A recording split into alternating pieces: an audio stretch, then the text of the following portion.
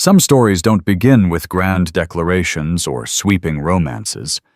They begin with dust on a window, a letter read too many times, and the quiet terror of stepping toward a life you chose but cannot imagine. This is a story for those who've ever felt they weren't quite enough, not pretty enough, not polished enough, not whatever enough the world seemed to demand. It's for folks who've learned that the truest gifts often come wrapped in plain brown paper. Clara's journey westward wasn't about finding love. It was about finding out whether honesty could be enough when beauty had never been an option. Perhaps you'll recognize something of yourself in her worn calico dress and work-roughened hands. Perhaps you won't. Either way, I hope you'll sit a spell and stay a while. The stagecoach hit another rut, and Clara Morley's teeth clacked together hard enough to taste copper. She pressed her palm flat against the cracked leather seat. Steadying herself as the Concord lurched sideways, the wood and iron groaned like an old man's bones on a cold morning. Across from her, a woman in lavender silk clutched a hat box to her chest, like a child holding a favorite doll. The woman's gloves were spotless. White kid leather. Not a stain, not a tear, not a single thread loose at the seams. Clara looked down at her own hands. The calluses had yellowed where they'd thickened. Her nails were trimmed short and uneven. She'd done them herself with her mother's old scissors 3 days ago. In a boarding house room that smelled of mildew and boiled cabbage, there was still a faint bruise on her right thumb from where she'd caught it in the laundry wringer last month. Hands like these didn't belong in white gloves. She tucked them beneath the folds of her brown calico skirt and turned toward the window. The glass was so thick with dust that Wyoming looked faded and brown, like everything had been left out in the sun too long. Nothing but browns and yellows and the occasional smudge of sage green bleeding through the grime. Lord, give me strength, she prayed silently. 3 more hours, maybe 4. The letter was in her pocket. She didn't need to read it again. She'd memorized every word during the 3-week journey from Massachusetts, had traced the angular handwriting with her fingertip, until the paper grew soft and thin at the creases. I need a woman who can work. I don't need anything else. Wyatt Hollis, a rancher in Bitter Creek, Wyoming, 34 years old, widowed twice. According to the marriage broker's notes, though, the broker had been careful not to elaborate on how or why those marriages had ended. Some questions, apparently, weren't worth asking when a man owned 40 acres and 100 head of cattle. Clara had asked anyway. The broker, a pinched woman named Mrs. Adelaide Crane, who operated out of a cramped office above a milliner's shop in Boston, had pursed her lips and shuffled her papers. Mr. Hollis is a private man, she'd said. He doesn't share personal matters with strangers. I won't be a stranger, Clara had pointed out. I'll be his wife. Mrs. Crane had looked at her, then really looked, her gaze traveling from Clara's faded bonnet to her sensible boots, with the kind of assessment usually reserved for livestock at auction. Whatever she saw seemed to satisfy her, though not in a flattering way. You'll do, she'd said, and slid the contract across the desk. The memory made Clara's stomach tighten. She shifted on the hard seat, felt the letter crinkle against her hip, and forced herself to breathe slowly. You'll do. Not you're perfect, or you're exactly what he's looking for, or even you seem like a sensible match. Just you'll do. Like she was a replacement part for a broken machine functional. Adequate, nothing more. Well, that was fair. Wasn't it? Clara hadn't applied to be anyone's dream. She'd applied because the factory in Lowell had closed. because her mother's medical bills had eaten through every penny of savings, because the only other option was the workhouse, or worse. She'd applied because Wyatt Hollis wanted a woman who could work. And Clara could work. That was the one thing she'd always been able to do. The woman in lavender silk was watching her. Clara pretended not to notice. She kept her gaze fixed on the dusty window, on the endless stretch of prairie rolling past like a brown wool blanket spread across the earth. But she could feel those eyes curious, pitying, faintly superior, cataloging every detail of her appearance. The dress was clean but old, washed so many times the fabric had grown thin at the elbows. The bonnet was practical, not fashionable, made of sturdy cotton rather than the delicate straws and silks that graced the heads of proper ladies. And her face. Clara's hand moved involuntarily toward her cheek, then stopped. She knew what was there. She'd known since she was 7 years old, and Billy Patterson had pointed at her across the schoolyard and shouted "Freckleface" loud enough for everyone to hear. The spots had only multiplied since then, spreading across her nose and cheeks and forehead like a map of some country no one wanted to visit. Her mother had tried everything: lemon juice, buttermilk compresses, a foul-smelling paste made from horseradish that had left Clara's skin raw and burning for days. Nothing worked. "Some faces are meant to be noticed for other reasons," her mother had said once, near the end, when the consumption had stolen most of her breath but none of her gentleness. "Yours is an honest face, Clara. That's worth more than pretty." Clara had nodded and smiled and pretended to believe it. But she'd been 23 then, and she was 26 now, and no one in 3 years had given her any reason to think her mother was right. "Lord, let him be kind," she prayed. "I don't ask for love, just kindness." The stagecoach shuddered to a stop. Clara's heart lurched sideways in her chest. She gripped the edge of the seat, knuckles whitening, as the driver's voice filtered down from above. Bitter Creek.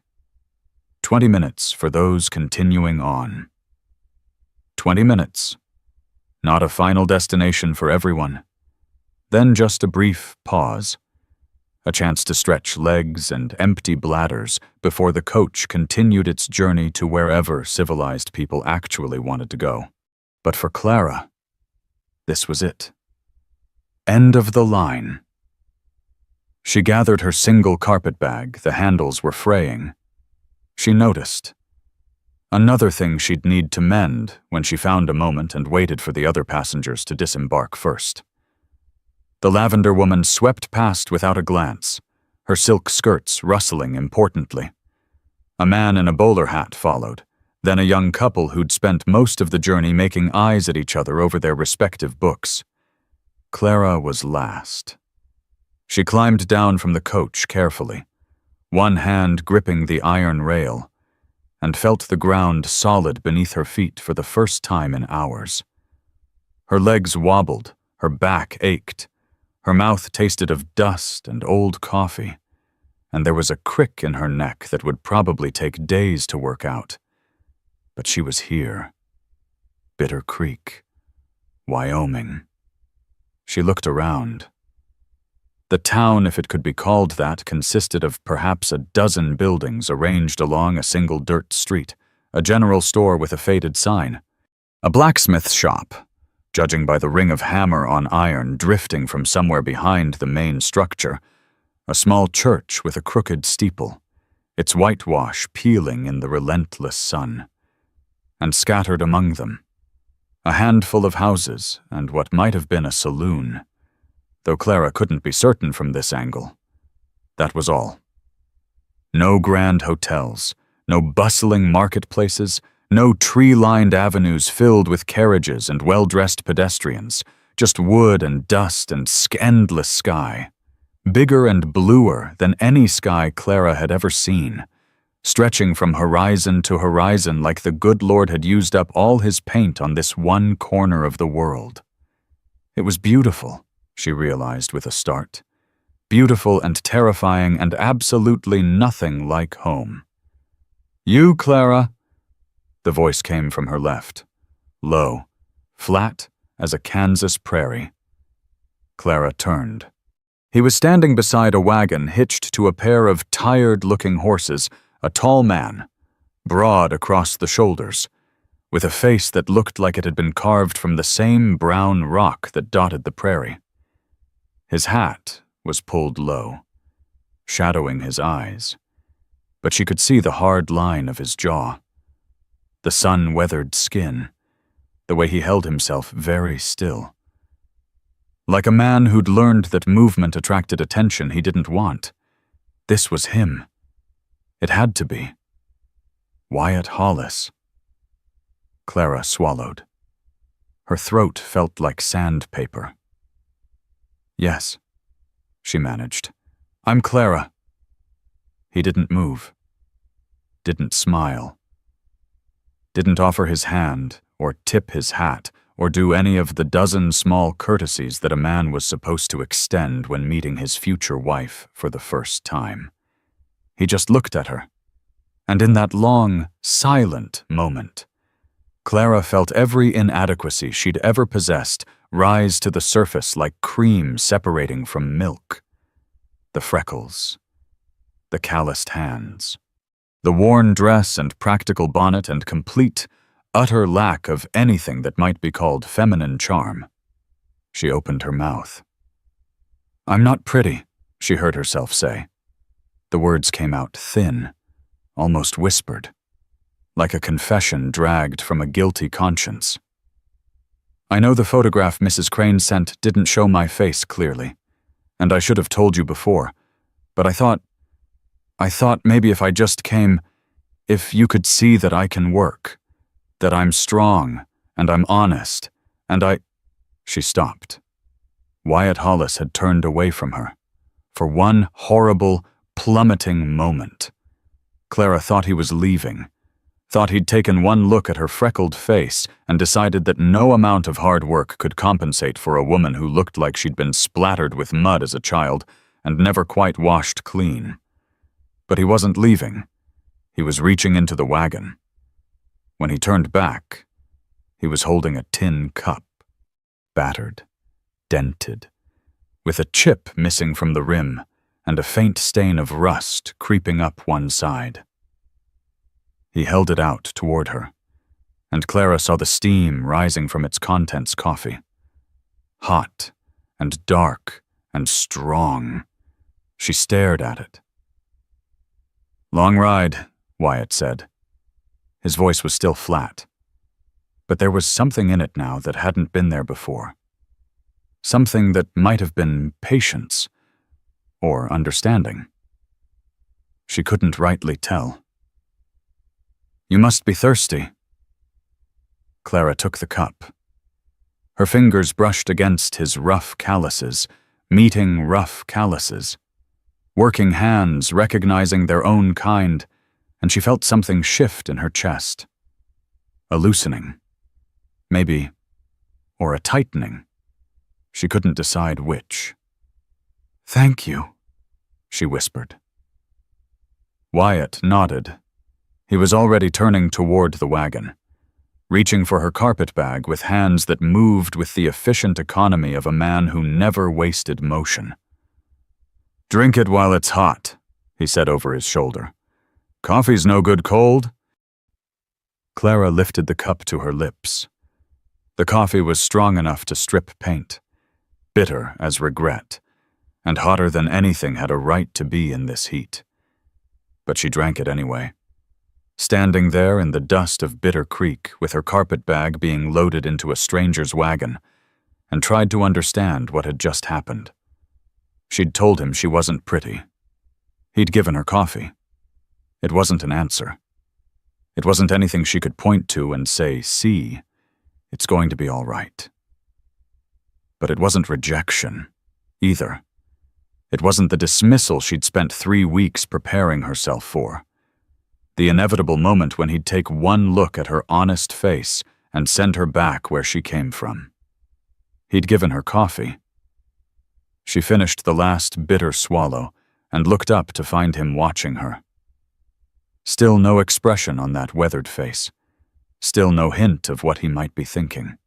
But he was watching, and he hadn't looked away.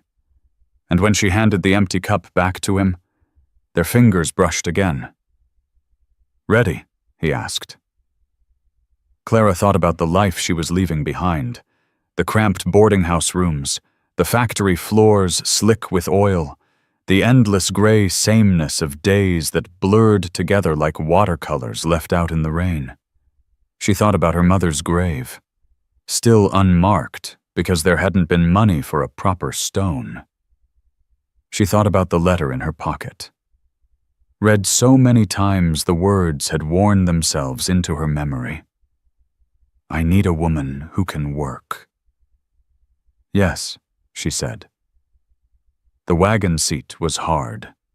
The leather cracked and sun-bleached. The horses were slow, their hooves kicking up small clouds of dust with each plodding step.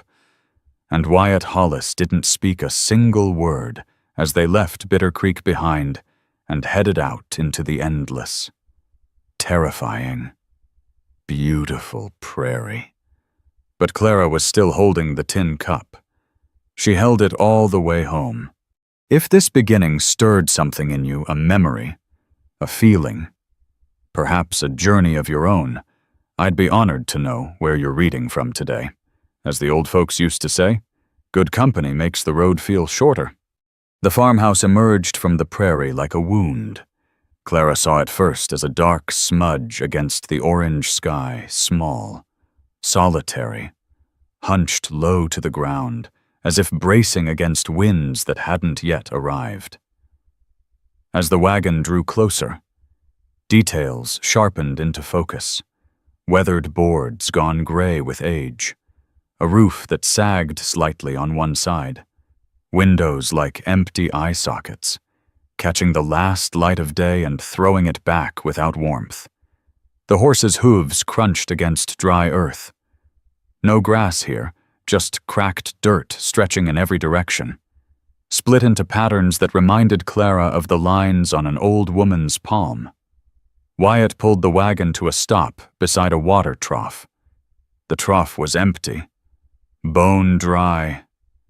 Clara climbed down before he could offer help. Her boots hit the ground, raising a small cloud of dust that settled on the hem of her dress. She brushed at it automatically, then stopped. What was the point? The porch held a single rocking chair. She stared at it. One chair, worn smooth on the armrests. The wood darkened where hands had gripped it night after night, year after year.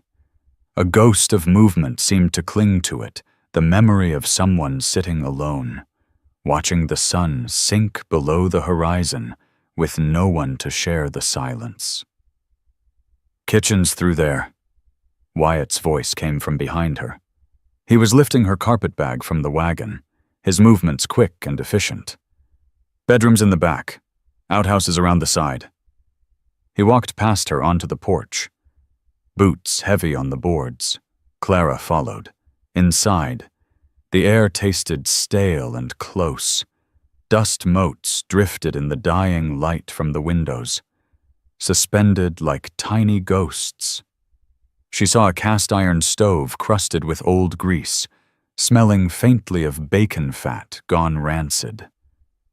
A table with 2 chairs, though one was pushed against the wall as if it hadn't been used in years. Shelves holding tin plates, a coffee pot, a single frying pan, no curtains, no flowers, no photographs on the walls. And there, on a shelf in the corner, a Bible. Dust lay thick on its cover. Hadn't been touched in a long while, Clara reckoned. Nothing soft here, nothing alive. "Water's been low," Wyatt said. He was at the stove now, striking a match. The flame caught, throwing dancing shadows across his face. The smell of sulfur stung Clara's nose. "Well's been dry 2 years. I haul what we need from town." 2 years. Clara absorbed this. 2 years of hauling water, of watching the land crack and split, of sitting alone on that single porch chair while the world turned brown and brittle around him. "The garden," she started. "Out back, did you used to? He didn't look at her. "Not anymore." Clara moved to the window, through the grimy glass. She could see what might once have been garden plots, raised beds now filled with nothing but dust and a few skeletal weeds that had given up the fight long ago. Her fingers pressed against the sill. The wood was rough, unpolished, thirsty for the oil it had never received. How long since anyone had cared for this place? How long since it had felt like a home, instead of just shelter from the wind behind her? The stove began to crackle. The smell of coffee drifted through the room, cutting through the staleness. "Your room's through there." Wyatt nodded toward a narrow doorway covered by a faded curtain, its flower pattern bleached almost white by years of sun. "I'll sleep in the barn." Clara turned to face him. "You don't have to. I'll sleep in the barn." His voice left no room for argument. He was already moving toward the door, his hat pulled low, his shoulders set in that rigid line she was beginning to recognize as his way of holding himself together. "Mr. Hollis." He stopped, didn't turn. "The garden," Clara said quietly. "The one that used to be there. What did you grow?" Silence stretched between them like a held breath. The stove crackled. Outside, one of the horses stamped its hoof against the hard ground, and somewhere far off, a coyote began its evening song. "Everything," Wyatt said finally. His voice had changed, gone rough at the edges, like cloth rubbed too many times against a washboard. My first wife, she grew everything." The door closed behind him. Clara stood alone in the kitchen, surrounded by dust and shadows, and the ghost of a woman who had grown everything in soil that now grew nothing at all. She looked at the chair pushed against the wall, at the Bible gathering dust on its shelf, and wondered what had happened to the second wife. Clara woke before dawn. The darkness pressed against her like a weight. She lay still on the narrow bed, listening to the creak of the house settling, to the distant lowing of cattle somewhere beyond the barn, to the absolute silence where bird song should have been. No birds. The land was too dry even for birds. She pushed back the thin blanket and swung her feet to the floor. The boards were cold against her bare soles, rough with splinters that caught at her skin. She dressed quickly in the dark, her fingers finding buttons and laces by memory, and slipped out through the kitchen before the sun had cracked the horizon. The air outside tasted of dust and sage. Clara stood on the porch, watching the sky lighten from black to gray to pale orange along the eastern edge. The single rocking chair sat empty beside her, its wood silvered by years of sun and wind. She didn't sit in it. Instead, she stepped off the porch and walked toward the dead garden. The plots were even more desolate in the early light than they had seemed the night before. Raised beds built from weathered planks, filled with soil so dry it had turned to powder. A few brown stalks, the skeletons of plants that had once been something, tomatoes maybe, or beans poked up at odd angles like grave markers in a forgotten cemetery. Clara crouched beside the nearest bed. She scooped up a handful of dirt and let it sift through her fingers. Fine as flour, dead as ash, but not hopeless. Please, Lord, not hopeless.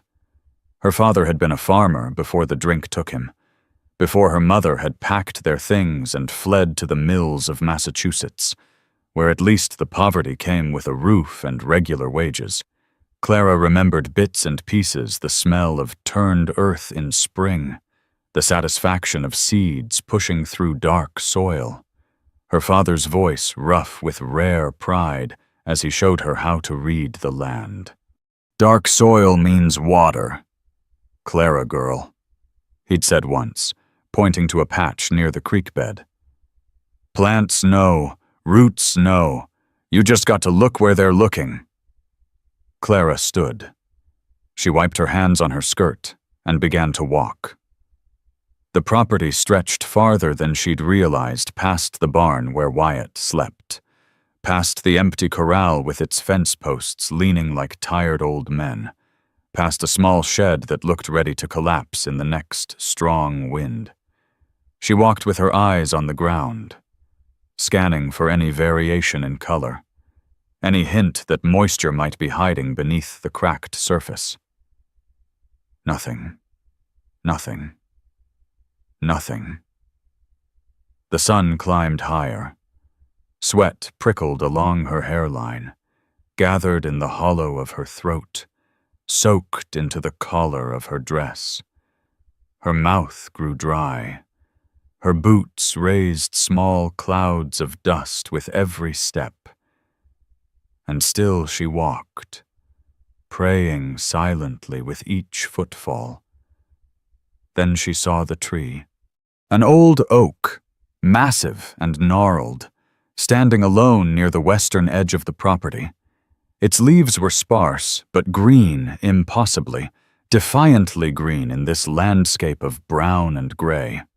The trunk was thick enough that 3 men holding hands couldn't have circled it. Its roots spread out like fingers gripping the earth, refusing to let go. Clara's pace quickened. She reached the oak and dropped to her knees beside its roots. The ground here was different. Not wet, not exactly, but darker, denser.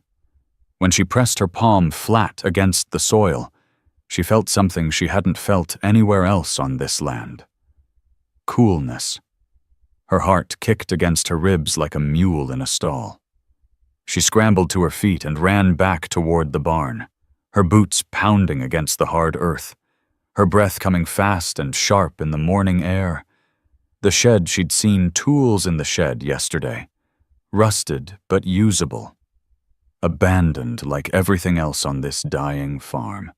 The shed door groaned on its hinges, the sound like a cat with its tail caught.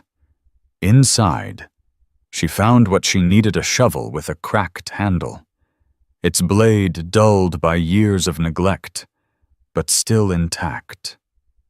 She grabbed it and ran back to the oak, her shadow stretching long behind her.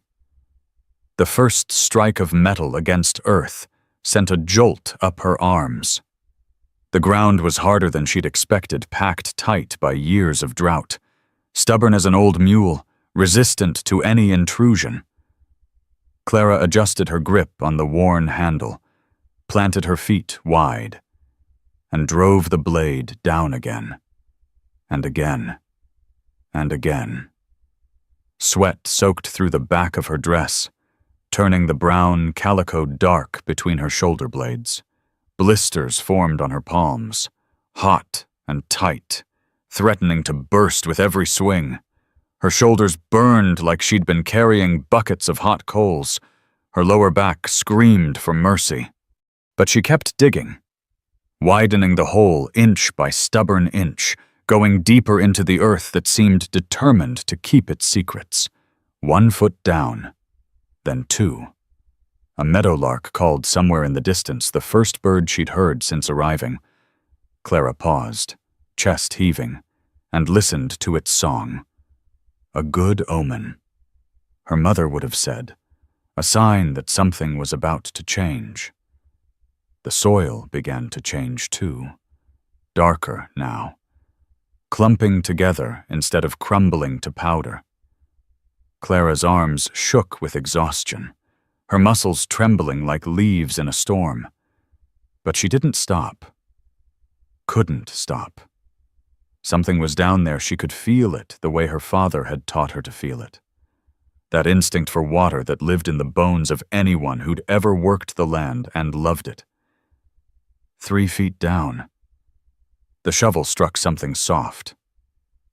Clara froze. She dropped to her knees at the edge of the hole, ignoring the dirt that smeared across her dress, and reached down with bare hands. Her fingers sank into mud, actual mud, wet and cold and wonderfully, impossibly alive. "Thank you. Lord, thank you." She dug with her hands now, scooping out handfuls of dark earth, her breath coming in ragged gasps that tore at her throat. The hole deepened. The mud grew wetter, and then water. It seeped up through the bottom of the hole, slow and steady as a heartbeat, pooling around her fingers like a secret finally willing to be told. Clara sat back on her heels and stared at it. Her hands were black with mud. Her dress was ruined beyond any hope of washing clean. Her whole body trembled with exhaustion that went bone deep. But there was water. She didn't know how long she sat there. Long enough for the pool to widen, for the water to rise an inch, then 2. Long enough for the sun to climb to its midday position, beating down on her unprotected head with all the mercy of a blacksmith's forge. Long enough for the shadow to fall across her before she realized she was no longer alone. Clara looked up. Wyatt stood at the edge of the hole, his face unreadable beneath the brim of his hat. The sun was behind him, turning him into a dark silhouette against the bright sky. In his hand, he held a tin cup, the same battered cup from yesterday. Steam rising from its contents like a prayer going up to heaven. He didn't speak, just stared at the water seeping up from the earth, at Clara's mud-caked hands, at the hole she'd dug with nothing but a broken shovel and sheer stubbornness, and maybe a little bit of faith. "You found it," he said finally. His voice sounded strange, thick, like there was something caught in his throat that he couldn't quite swallow. Clara looked at her hands. The blisters had burst on both palms, leaving raw red patches that stung where the mud had worked its way in. Dirt was caked under her fingernails, ground into the lines of her skin like it meant to stay forever. "It was here the whole time," she said. Wyatt set the cup down on the grass beside the hole. He lowered himself to his knees, moving slow and careful, like a man approaching something he wasn't sure was real, and reached out to touch the water with his fingertips. His hand trembled just slightly, just enough for Clara to notice in the way the water rippled when his fingers broke the surface. 2 years, he said quietly. His voice had gone rough as sandpaper, raw as Clara's hands. 2 years I've been hauling water from town. 2 years watching this land dry up and blow away. And you—" He stopped, pulled his hand back. Water dripped from his fingers, catching the sunlight like tiny diamonds falling back to earth. "You did good," he said. 3 words, spoken without looking at her, without any particular warmth or feeling. But Clara heard what lived beneath them, the surprise he couldn't quite hide. The grudging respect he hadn't meant to show. The faintest crack in that wall of silence he'd built around himself brick by careful brick.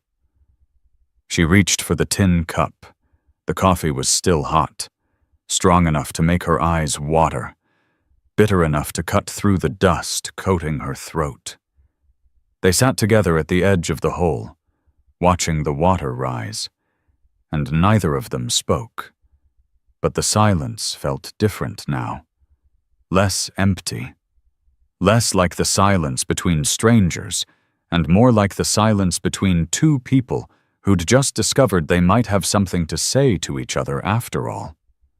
Clara drank her coffee and looked at the oak tree with its impossible green leaves spreading against the endless blue sky, and wondered what else this land had been hiding all along. 2 weeks passed, each day bleeding into the next like watercolors left out in the rain. Clara learned the rhythm of the land, the way the sun climbed fast and hard in the morning, the way the wind picked up every afternoon around 3 o'clock, rattling the windows and sending dust devils spinning across the yard. She learned the way the silence at night pressed against her ears like cotton wool, broken only by coyotes singing to the moon and the occasional hoot of an owl hunting in the darkness. She learned the rhythm of Wyatt, too, though that was harder. He rose before dawn and worked until dark, spoke in sentences no longer than 5 or 6 words, and kept that careful distance between them, like a fence neither of them had agreed to build, but both seemed afraid to tear down. But something had shifted since the well. Small things. A nod across the breakfast table when she set his coffee down. The way he'd started leaving the pot warming on the stove when he knew she'd be coming in from the garden. The second chair pulled out from the wall now, positioned at the table as if someone might actually use it. Clara used it. The morning she decided to go to town. The sky was the color of bleached bone, pale and bright, and promising nothing but heat. She'd counted her remaining coins 3 times the night before, hunched over the kitchen table by lamplight 47 cents. Enough for seeds if she was careful. If the prices hadn't climbed since the last time she'd darkened the door of a general store. She found Wyatt in the barn, mending a harness with hands that moved with the slow precision of a man who'd done this particular task 1,000 times before. "I need to go to Bitter Creek," she said. He didn't look up from the leather strap in his hands. "What for?" "Seeds." The single word hung in the air between them like smoke from a chimney on a still day. Wyatt's hands stopped moving. He was quiet for a long moment, staring at the harness like it held some answer he couldn't quite decipher. Some riddle he'd been trying to solve for years. "Take the wagon," he said finally. "Mare knows the way better than you do." Clara hesitated in the doorway, her hand resting on the rough wood frame. "You're not coming. Got work here." She waited for more, but nothing came. Just the creak of leather as he returned to his mending. The dismissal as clear as if he'd spoken it aloud. The barn smelled of hay and horse sweat and old leather. Familiar smells that reminded her of her father's hands before the drink had ruined everything. Fine. She could do this alone. She'd been doing things alone her whole life. The ride to town took nearly an hour. The mare was old and slow, picking her way along the rutted track with the careful patience of an animal who had long since stopped hurrying for anyone or anything. Clara let her set the pace, watching the prairie scroll past on either side, brown and gold and endless, broken only by the occasional cluster of sage or the distant silhouette of a hawk circling lazy and patient overhead. "Lord, let this work," she prayed silently, her hands loose on the reins. "Let something grow." Bitter Creek looked smaller in daylight than it had on the evening of her arrival. Meaner somehow, more exposed, like a secret that had been dragged out into the open against its will. The buildings huddled together like survivors of some disaster, their paint peeling, their windows filmed with dust and neglect. A dog slept in the shade of the general store porch, twitching in its dreams. It didn't lift its head as Clara climbed down from the wagon, her boots raising small puffs of dust. The bell above the door jangled as she stepped inside, a cheerful sound completely at odds with the dim interior.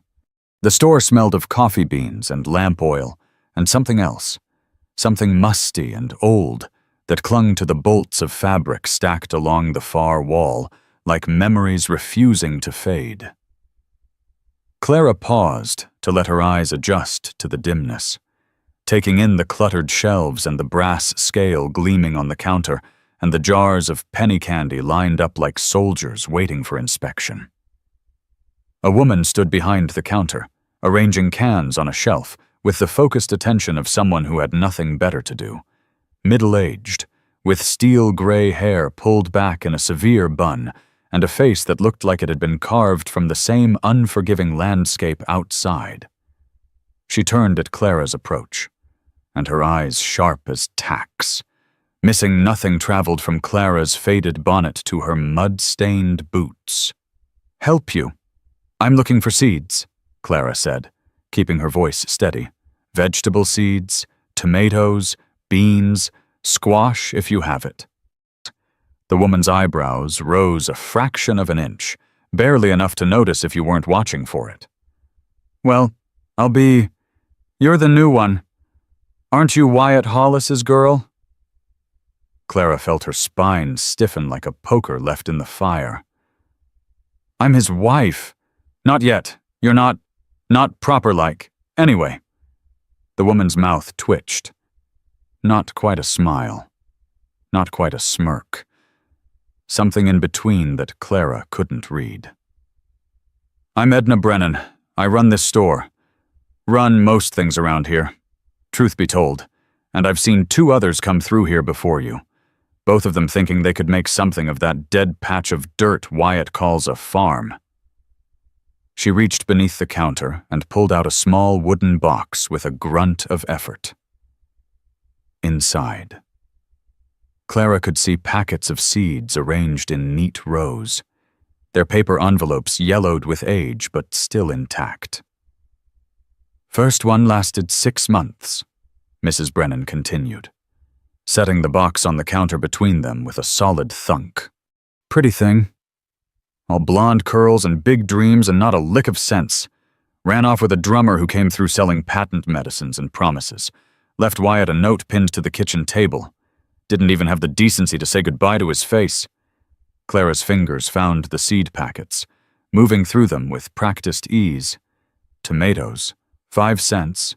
Beans, 5 cents. Squash, 5 cents. She counted silently, calculating how much she could afford to buy. Second one stayed longer, almost a year. Mrs. Brennan leaned her elbows on the counter, settling in like she planned to be there a while. Her eyes never left Clara's face. Quiet woman. Didn't talk much. Kept to herself. Mostly. One morning Wyatt woke up and she was just gone. Poof. Like smoke in a strong wind. Took the horse and whatever cash she could find and headed east. Never heard from her again. Not a word. Not a letter. Nothing. 15 cents for 3 packets. That would leave her 32 cents for emergencies, for the unexpected things that always seemed to crop up when you could least afford them. Clara gathered the seeds and placed them on the counter, her hands steady despite the churning in her stomach. "I'll take these." Mrs. Brennan didn't move to ring up the purchase.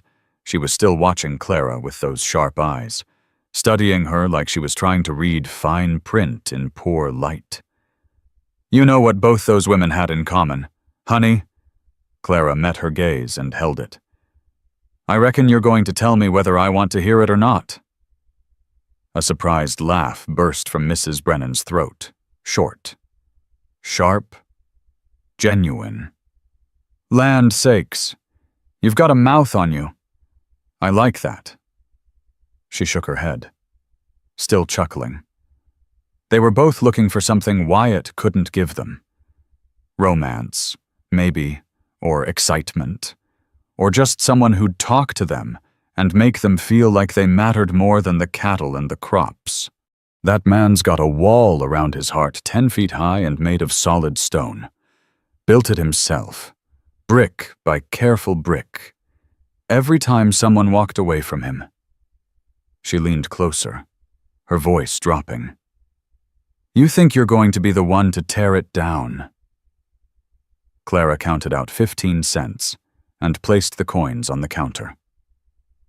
One by one. The copper pennies were worn smooth from years of handling, warm from her pocket. I'm not here to tear anything down, she said quietly. I'm here to grow something. Mrs. Brennan stared at her for a long moment, her expression unreadable. Then, unexpectedly, she laughed again, a real laugh this time, full-bodied and warm. Well, bless your heart, she said, scooping up the coins with practiced fingers. That's the first sensible thing any of Wyatt's women has ever said to me. Maybe you've got more sense than the others after all. She wrapped the seed packets in brown paper, her movements quick and efficient, and handed them across the counter. Her expression had softened slightly, though those sharp eyes remained as watchful as ever. Soil's dead. 2 years without water. Baking in this sun. Nothing's grown on that land since his first wife planted her last crop. I found water, Clara said, tucking the package into her pocket. Under the old oak tree. Dug it out last week with my own 2 hands. Mrs. Brennan's hands stopped moving, frozen mid-reach for a jar of penny candy. You found what now? A spring, underground, been there all along. Just needed someone stubborn enough to go looking for it. For the first time since Clara had entered the store. Mrs. Brennan looked genuinely surprised. Her mouth opened, closed, opened again. She leaned back, arms crossing over her chest, studying Clara with new interest like she was seeing her clearly for the first time. Well, I'll be switched, she murmured, shaking her head slowly. You actually dug for water on that God-forsaken piece of land. With your own hands, in this heat. I did. And you found it. I did. Mrs. Brennan was quiet for a moment, chewing on her lower lip like she was working through a particularly difficult sum. Then she reached under the counter and pulled out another seed packet tomatoes.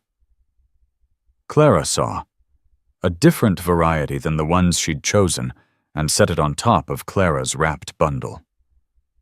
On the house, she said gruffly. Consider it a welcome gift, or a peace offering, or just an old woman's curiosity about whether you'll prove me wrong. Clara picked up the extra packet, her throat suddenly tight. Thank you, ma'am. Don't thank me yet, honey. Mrs. Brennan's voice had gone serious again, all traces of warmth carefully tucked away. You got a long road ahead of you, and Wyatt Hollis isn't an easy man to know. Easier to love a stone than to love that man, some would say. Clara tucked the seeds safely into her pocket, feeling their slight weight against her hip like a promise. I'm not looking for easy. No, I don't suppose you are. Mrs. Brennan walked her to the door, the floorboards creaking under their feet. One more thing. Honey, just between us girls. Clara turned on the threshold, hand on the door frame. The older woman's face had gone serious, all traces of amusement vanishing like morning dew. You asked about the second wife, the one who left without a word. Clara waited, barely breathing. She didn't leave because of the loneliness or the hard work, or even because Wyatt wouldn't talk to her or treat her like anything more than hired help. Mrs. Brennan paused, seeming to weigh her next words like gold on a scale. She left because she found something, in the barn, some letters, I think, or maybe a photograph, something from the first wife. something Wyatt had been keeping hidden away like a secret he couldn't bear to let go of. Whatever it was. She was gone the next morning. Didn't tell anyone what she'd found. Just packed her things and disappeared. The bell above the door jangled as a gust of wind pushed it open an inch. Clara felt the dry air against her face, smelled the dust and sage of the prairie. What kind of letters? Mrs. Brennan shrugged, but her eyes were watchful, measuring, nobody knows. She never told a soul what she read, just packed up and left like the devil himself was chasing her. Clara stepped out into the harsh afternoon sunlight. The dog was still sleeping on the porch, undisturbed by the world. The wagon waited where she'd left it, the old mare standing patiently with her head drooped low, tail flicking at flies. She climbed up onto the seat and unwrapped the seed packets, staring at them without really seeing the faded printing on the paper. Letters in the barn, a photograph, maybe something so disturbing that a woman who'd survived almost a year on that hard land, who'd endured the loneliness and the silence and the slow wearing down of hope, had fled without so much as a word of explanation. Clara gathered the reins and clicked her tongue at the mare, feeling the wagon lurch into motion beneath her. She had seeds to plant, a garden to build, a future to fight for. But first, she thought, as the wagon rattled down the dusty track toward home, first she needed to know what was hiding in that barn. 5 weeks since the seeds went into the ground, Clara crouched at the edge of the garden plot, watching the first pale shoots push through the dark soil like tiny green fingers reaching for the sun. The tomato seedlings were strongest 3 inches tall already, their leaves unfurling with a determination that made her chest tight. The beans had sprouted in neat rows, soldiers standing at attention, and the squash was just beginning to show. Fat little stems shouldering aside the dirt that had tried so hard to hold them down. She touched one of the tomato leaves with her fingertip, soft as a baby's cheek, alive. Behind her, the screen door creaked on its rusty hinges. Clara didn't turn around. She'd learned to recognize Wyatt's footsteps by now, heavy, deliberate, always stopping just short of wherever she happened to be, as if some invisible line existed between them that he couldn't quite bring himself to cross, no matter how much that line had blurred over the past weeks. "Coming along," he said. She stood, wiping her hands on her apron, feeling the familiar roughness of the cloth against her palms. "They need more water. The spring's slowing down some." Wyatt moved to stand beside her, close enough that she could smell the hay and horse sweat that clung to his clothes like a second skin. He studied the garden with that unreadable expression she'd grown accustomed to, his eyes moving from row to row like a man taking inventory of his worldly goods. "I can haul more from the creek," he said. "There's a spot about 3 miles east that still runs this time of year." 3 miles is a long way. Done it before. Clara glanced at him. His profile was sharp against the morning sky-strong jaw, sun-weathered skin, that permanent furrow between his brows that seemed carved there by years of squinting into bright prairie light and worrying about things he couldn't control. "I could come with you," she said. "Help carry." His jaw tightened, almost imperceptible. But she caught it now. After all these weeks of watching and waiting and learning to read the silences between his words. "No need. Wyatt," I said, "no need." He turned and walked back toward the barn, his boots kicking up small puffs of dust with each step. Clara watched him go, that familiar frustration building in her chest like steam in a kettle. 7 weeks on this farm. And he still treated her like a guest who might pack up and leave at any moment. Still kept that wall between them. Brick by careful brick. But something had changed. She'd noticed it first at dinner 3 nights ago. She'd been telling him about her childhood in Massachusetts. Not the hard parts. Not the nights her father came home stinking of whiskey and rage. Just the small memories that surfaced sometimes like bubbles in a slow creek. The way her mother used to sing old hymns while hanging laundry on the line behind their tenement building. The taste of wild blueberries picked from the bushes that grew along the railroad tracks, sweet and warm from the summer sun. Wyatt hadn't responded, hadn't even looked up from his plate, his fork moving mechanically from plate to mouth. But he'd stopped chewing. His whole body had gone still. Leaning slightly forward like a man straining to hear distant music. When she'd finished, he'd nodded once and returned to his meal without comment. But something in the air between them had shifted like wind changing direction before a storm. It wasn't much, but it was something. Clara turned back to the garden. The sun was climbing higher now, the air thickening with heat that pressed down on her shoulders like a heavy hand. She should check the spring. See how much water had collected overnight. Should weed the rows. Stake the tomato plants before they got too tall. Cover the tender shoots against the afternoon wind that always came howling across the prairie around 3 o'clock. But her mind kept drifting back to what Mrs. Brennan had told her in the general store.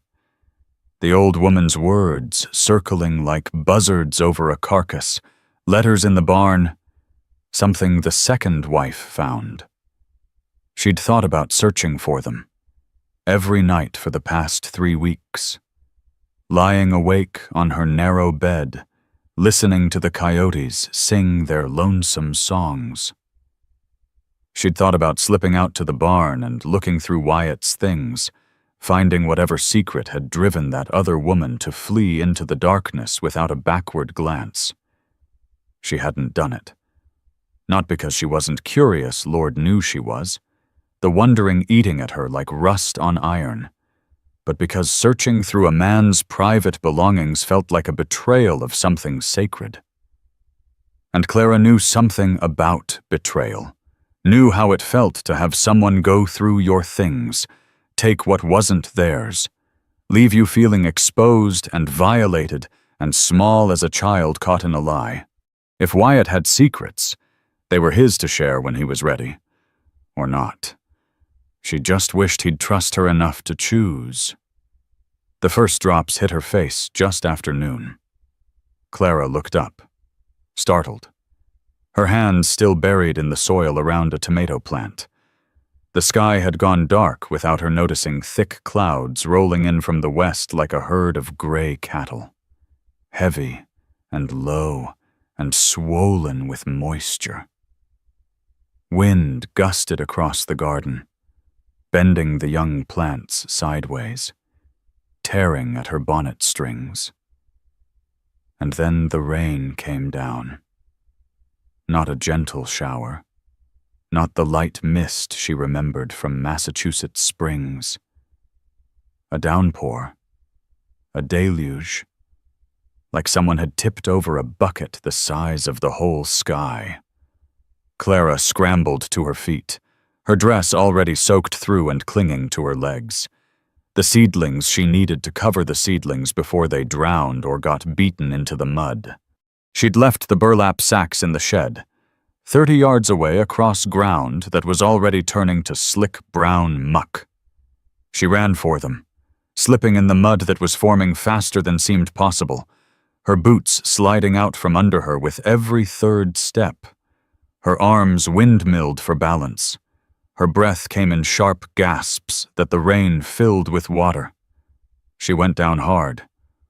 Her hands hit the ground first, sinking into mud up to her wrists, then her knees, then her hip, cold, wet earth soaking through her dress and petticoats until she couldn't tell where she ended and the ground began. Mud splattered up her arms, into her face, across the front of her dress that she'd scrubbed clean just yesterday. Lord, give me strength. She pushed herself up and kept running. The shed door stuck. She yanked at it, once, twice, her fingers slipping on the wet wood, nails scraping against grain that seemed determined to hold fast. On the third pull, it flew open, crashing against the inside wall hard enough to rattle the rusted tools hanging there. Clara grabbed the burlap sacks, 3 of them, barely enough, and ran back out into the storm. The garden was in chaos. Water streamed down the rows, pooling in the low spots, carving tiny rivers through the soil she'd worked so hard to prepare. The tomato plants bent nearly double under the assault, their tender stems threatening to snap. Clara threw herself down beside the first one and draped burlap over it, pressing the edges deep into the mud to hold it in place. Clara, Wyatt's voice, nearly lost in the roar of the rain. She looked up, blinking water from her eyes. He was running toward her from the barn, his hat gone, his dark hair plastered flat to his skull like paint on a fence. He dropped to his knees beside her, mud splattering across his already soaked shirt, and grabbed one of the burlap sacks. "I'll take this row," he shouted over the din. "You get the beans." They worked without speaking, moving down the rows on their hands and knees like penitents crawling toward an altar. The rain hammered down on Clara's back, ran into her eyes and ears and mouth, soaked through every layer of clothing until she couldn't remember what it felt like to be dry and warm. Her fingers were numb. Her knees ached where they'd been grinding into the muddy ground, and she could feel bruises forming with every movement. But she kept going, kept covering, kept fighting to save what they'd built together from seeds and water and stubborn hope. When the last plant was protected, she sat back on her heels and looked at Wyatt. He was kneeling in the mud 3 feet away, rain streaming down his face like tears, like baptism, like something washing clean. His shirt had gone transparent with water, clinging to his shoulders and chest in ways that made Clara suddenly aware of how close they were. His hands hung at his sides, caked with mud to the wrists. And he was looking at her, not past her, not through her like she was made of glass and air, at her with an expression she'd never seen on his face before. Something raw, something unguarded, something stripped bare by the storm the way lightning strips bark from a tree. Clara's breath caught in her throat like a bone. "You're soaking wet," he said. His voice was different, rougher, like gravel rolling in a creek bed. "So are you." Neither of them moved. The rain continued to fall, but softer now. The worst of the storm already passing over them like a train heading east. Clara could feel her heart pounding against her ribs, could feel the cold water running down her back and the mud seeping through her dress, could feel something else, something warm despite the cold, something terrifying spreading through her chest like sunrise. Wyatt's hand moved. He reached toward her face, slowly, like he was approaching a wild bird that might take flight at any sudden movement. His fingers touched her cheek just barely, just enough to brush away a strand of wet hair that had plastered itself to her skin like it meant to stay. Clara held absolutely still, barely breathed. "You stayed," he said quietly.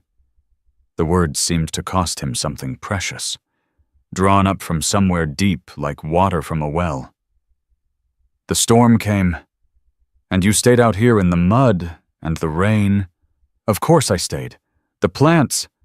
That's not what I mean. She knew what he meant. 8 weeks now. 8 weeks of hard work and silence and that endless distance between them. 8 weeks of waiting for her to pack her bags and leave like the others, to prove that his wall had been built for good reason. I told you, Clara said, her voice steadier than she felt. I'm not going anywhere. Wyatt's hand was still on her face, his thumb moving now, tracing the line of her cheekbone like he was memorizing the shape of it. His eyes were fixed on hers. Searching for something doubt, maybe deception. Whatever it was he'd learned to expect from the women who'd come before her and left him standing alone. Clara didn't look away. Come inside, he said finally, his voice rough as unplaned wood. You'll catch your death out here. He stood and offered her his hand. Clara took it. His grip was strong, his palm rough with calluses that matched her own. And when he pulled her to her feet, he didn't let go immediately. They stood there in the rain. Hands clasped, the garden stretched out around them like a promise half kept. Then Wyatt did something she hadn't expected. He laughed. It was a small sound at first, barely more than a breath rusty as an old gate hinge that hadn't been oiled in years. But it was a laugh, genuine and surprised. And Clara felt something crack open in her chest at the sound of it, something that had been locked up tight without her knowing. What? She asked. Wyatt shook his head. Water dripped from the ends of his hair, ran down the planes of his face. Nothing, just you've got mud on your nose. Looks like you tried to plant yourself along with the tomatoes. Clara touched her face. Her fingers came away brown, thick with clay. So do you. Looks like a hog's been rooting in your hair. He looked at his hand, still holding hers, looked at the mud caked under his fingernails, ground into every line of his palm. Reckon I do it that. They walked back to the house together, leaving muddy footprints across the porch like a trail of evidence. Inside, Wyatt went to the stove and started building a fire while Clara found Towel's flour sacks. Really, thin and rough, but blessedly dry. She handed one to him. Their fingers touched. Neither of them pulled away. Wyatt, Clara said. She didn't know what she was going to say next. Didn't know what question she wanted to ask, or what truth she was reaching for. She only knew that something had changed between them out there in the rain, working side by side to save something they'd built together, something that mattered. He looked at her, waiting. The women before me, she said slowly, picking her words like she was picking her way across a creek on slippery stones. The ones who left, what happened to them? Really. His face closed. Not all the way, not the complete shutdown she'd seen in those first weeks, but enough. The wall going back up. Brick by careful brick. Mortar still wet between the stones. They left, he said flatly. That's what happened. But why Mrs. Brennan said the second one found something? In the barn, letters, maybe, or... Wyatt's hand tightened on the flour sack towel. His knuckles went white. Mrs. Brennan talks too much. Always has. Wyatt, leave it alone, Clara. He turned away from her, toward the stove where the fire was just catching. Small flames licking at the kindling. His shoulders were rigid. His back, a wall of its own, as solid and unyielding as the one around his heart. Clara stood in the middle of the kitchen, the wet flour sack hanging forgotten from her hand, and watched him retreat into that familiar silence, like a turtle pulling into its shell. The rain had stopped. through the window. She could see the clouds breaking apart, sunlight beginning to spill through the gaps like golden honey. The air smelled clean and fresh. Scrubbed new by the storm, that particular rain smell she remembered from childhood, the one her mother had always loved.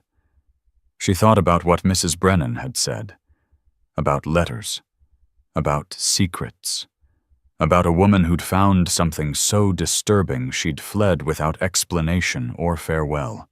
She thought about the barn, standing dark and quiet 50 yards from the house, its boards weathered gray by years of sun and wind and secrets kept too long. And she thought about Wyatt's face when he'd touched her cheek in the rain, that raw, unguarded look, like a man who wanted desperately to trust, but had forgotten how to let himself try. "I'm not going to leave," she said quietly, to his back. "Whatever it is you're hiding, I'm not going to leave." Wyatt didn't turn around, but she saw his shoulders drop, just slightly, just enough. "I know," he said. His voice was rough, broken at the edges like bread torn by hand instead of sliced. "That's what scares me." Clara set down the towel and walked to where he stood by the stove, close enough to feel the heat beginning to radiate from the iron. She didn't touch him, wasn't sure that would be welcome, but she stood near enough that he could feel her presence, solid and not going anywhere, not going. "You don't have to tell me tonight," she said gently. "You don't have to tell me ever, if you don't want to. But whatever happened with them, it's not going to happen with me." Wyatt was silent for a long moment. The fire crackled and popped as it grew stronger.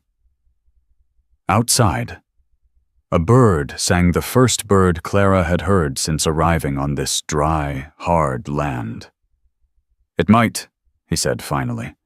"It won't." He turned to face her then.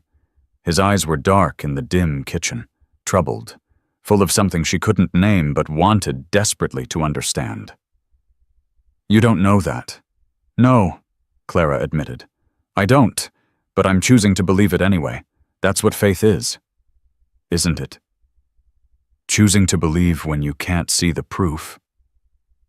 Wyatt studied her face for a long moment. Searching. Whatever he was looking for, he seemed to find it, because some of the tension drained from his shoulders like water from a cracked bucket. "You're stubborn as a mule," he said. "So I've been told." That almost laugh again. That rusty, disused sound that made Clara want to keep talking just to hear it one more time. "Get some dry clothes on," he said. "I'll make coffee." Clara nodded and turned toward the bedroom. She was almost to the faded curtain when his voice stopped her cold. "Clara." She looked back.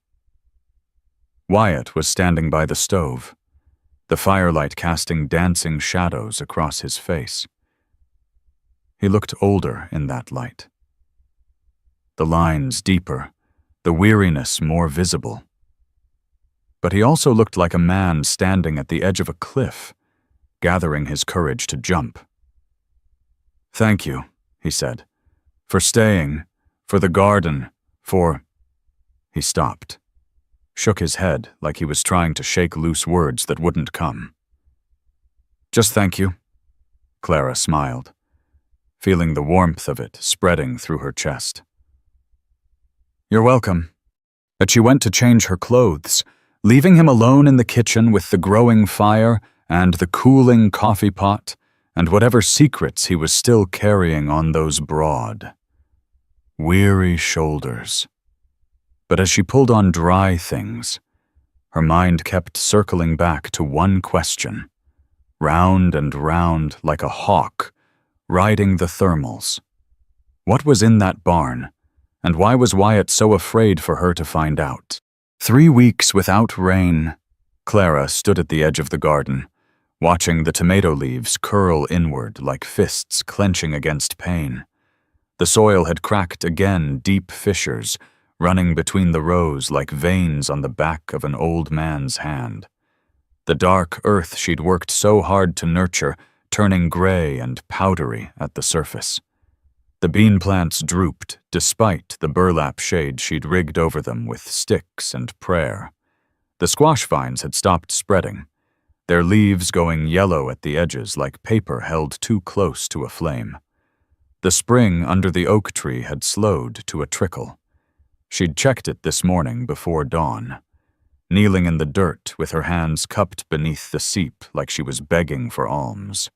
What had once been a steady flow enough to fill a bucket in 10 minutes now produced barely a cupful in an hour. The underground water table was dropping, retreating deeper into the earth as the drought tightened its grip on the land like a miser clutching coins. Lord, please, don't let it all be for nothing. The sun beat down on Clara's shoulders, hot and merciless as a blacksmith's forge. Sweat trickled between her shoulder blades, soaking into the already damp fabric of her dress. Her lips were cracked and bleeding at the corners. Her throat felt like she'd been swallowing sand. And the garden she'd poured 10 weeks of her life into. Every ounce of hope she had left was dying right in front of her eyes, and there wasn't a blessed thing she could do to stop it. She heard Wyatt's boots on the porch behind her. "Spring's almost dry," she said without turning around. Her voice came out rough, scraped raw by dust and desperation. "Another week like this, and there won't be anything left to save." He came to stand beside her. She could feel the heat radiating off his body, could smell the dust and sweat that clung to him after a morning of working with the cattle in the relentless sun. "I know. We need to do something. Clara, I'm not giving up." She turned to face him, and something in her expression made him take a half step back, his boots scraping against the dry ground. "I didn't come all the way out here to watch everything die. There has to be another source of water somewhere, a creek, a pond, something we haven't found yet." Wyatt's jaw tightened, the muscle jumping beneath the weathered skin. That familiar tension crept back into his shoulders, pulling them up toward his ears. "There's nothing. I've been on this land 12 years come September. If there was water to be found, I'd have found it by now. Then we haul it, from town, from the creek you mentioned, from wherever we have to go to get it. I don't care if it takes all day and all night. I'm not letting this garden die." "It's just vegetables, Clara!" The words hit her like a slap across the face. She stared at him. Just vegetables, as if the past 10 weeks meant nothing at all, as if the hours she'd spent on her hands and knees in this dirt, digging and planting and watering and weeding until her back screamed and her fingers bled, were worthless, as if the life she'd coaxed from this dead soil was just vegetables. "It's not just vegetables," she said. Her voice came out low and tight, controlled the way you control a horse that wants to bolt. "It's proof that something can grow here, proof that this land isn't dead and buried, proof that I—" She stopped herself, swallowed hard against the lump rising in her throat. Wyatt was watching her with that unreadable expression, his eyes dark beneath the brim of his hat. "Proof that you— what? Nothing. Never mind. Clara, I said never mind." She turned away from him, back toward the garden where her plants were dying one leaf at a time.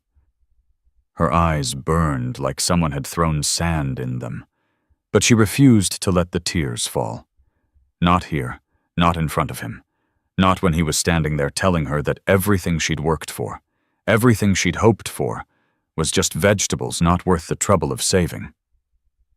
"The cattle need that water," Wyatt said quietly from behind her. "If I have to choose between the garden and 10 head of beef that'll see us through the winter, I choose the cattle. That's not open for discussion." Clara's hands clenched into fists at her sides, her nails digging half-moons into her palms. I'm not asking you to choose. You are. Though, every bucket of water that goes to those tomatoes is a bucket that doesn't go to the stock tank. Every hour I spend hauling from the creek is an hour I'm not spending on the 100 other things that need doing around here. You can't have it both ways. Then I'll haul it myself. The creek's 3 miles east. You can't. Watch me. She started walking toward the barn, her stride long and purposeful, her boots raising small clouds of dust with every step. Behind her, she heard Wyatt mutter something under his breath, a curse. Maybe. Or a prayer. She couldn't tell which, and didn't much care. The barn door groaned as she pushed it open, the sound like an old man complaining about his joints. Inside, the air was thick and close, heavy with the smell of hay and horse and old leather baking in the heat. Dust motes swirled in the shafts of light that filtered through the gaps between the boards like golden columns holding up the roof. Clara grabbed the 2 wooden buckets that hung on nails by the door, their handles worn smooth by years of use, and carried them out into the punishing sunlight. Wyatt was standing where she'd left him, his arms crossed over his chest like a barrier. You're being stubborn as a mule. I know it. 3 miles in this heat. Carrying full buckets, you'll collapse before you make it halfway back. Then I'll have to come find you and haul you home instead of water. Maybe so. Clara set the buckets down and wiped the sweat from her forehead with the back of her hand, feeling the grit of dust against her skin. But I'm going to try anyway. That's all any of us can do. Something shifted in Wyatt's face. That wall she'd grown so accustomed to seeing, the one he built and rebuilt every time she got too close, seemed to waver like heat shimmer rising from baked earth. Not fall, just waver. Clara, he said. His voice was different now, softer, like worn leather instead of new. Why does this matter so much to you? It's just a patch of dirt and some seeds. She looked at him, really looked, taking in the lines around his eyes from years of squinting into the sun, the gray threaded through his dark hair at the temples, the weathered skin that spoke of a life lived hard under this unforgiving sky. Because it's the first thing I've ever grown, she said quietly. In my whole life. I've never made anything that was mine. Never built anything that lasted. Never had anything that I could point to and say, I did that. I worked in factories, lived in boarding houses, ate food other people cooked, and wore clothes other people made, and never had a single thing I could call my own. Her voice cracked like dry earth. She forced herself to continue. Then I came here, and I put seeds in the ground, and something grew, something alive, something real. She swallowed against the tightness in her throat. I know it's just vegetables to you. I know it doesn't matter one whit in the grand scheme of things, not compared to cattle and money and staying alive through another winter. But it matters to me. It's the first thing that's ever mattered just to me. And I'm not ready to let it go without a fight. Wyatt was silent for a long moment. The sun beat down on them both, relentless and uncaring as a tax collector. Then he uncrossed his arms. There's a spring, he said slowly, like the words were being pulled from him against his will, behind the eastern ridge, about 1.5 miles from here. It usually dries up come summer, but this year... He paused, shook his head. This year it might still have water. Won't know until we check. Clara's heart lurched in her chest. Why didn't you tell me before? Because I didn't think it would matter. Didn't think... He stopped again, and she saw something flicker across his face like lightning in the distance. Something that looked almost like shame. "Didn't think you'd still be here by now, if I'm being honest." The words hung in the air between them, heavy as the heat. Clara understood then. He'd expected her to leave, same as the others. Expected her to give up, pack her bags, follow the path of the women who'd come before, and found this life too hard, too lonely, too much like slow death by inches. Why share secrets with someone who was already halfway out the door? "I'm still here," she said. "I can see that, and I'm not leaving." Wyatt's jaw worked, the muscle jumping beneath his beard stubble. He looked away, toward the garden, toward the dying plants she refused to abandon. "I know," he said quietly. "That's what I can't figure out. Why you'd stay when everyone else ran." He turned and walked toward the barn without waiting for an answer. Clara watched him go, confused, until he emerged a moment later, carrying 2 more buckets and a length of rope coiled over his shoulder. "Come on," he said, not looking at her. "I'll show you where the spring is, but we'd best hurry, sun'll be down in 6 hours, and we've got a long walk ahead." They walked in silence.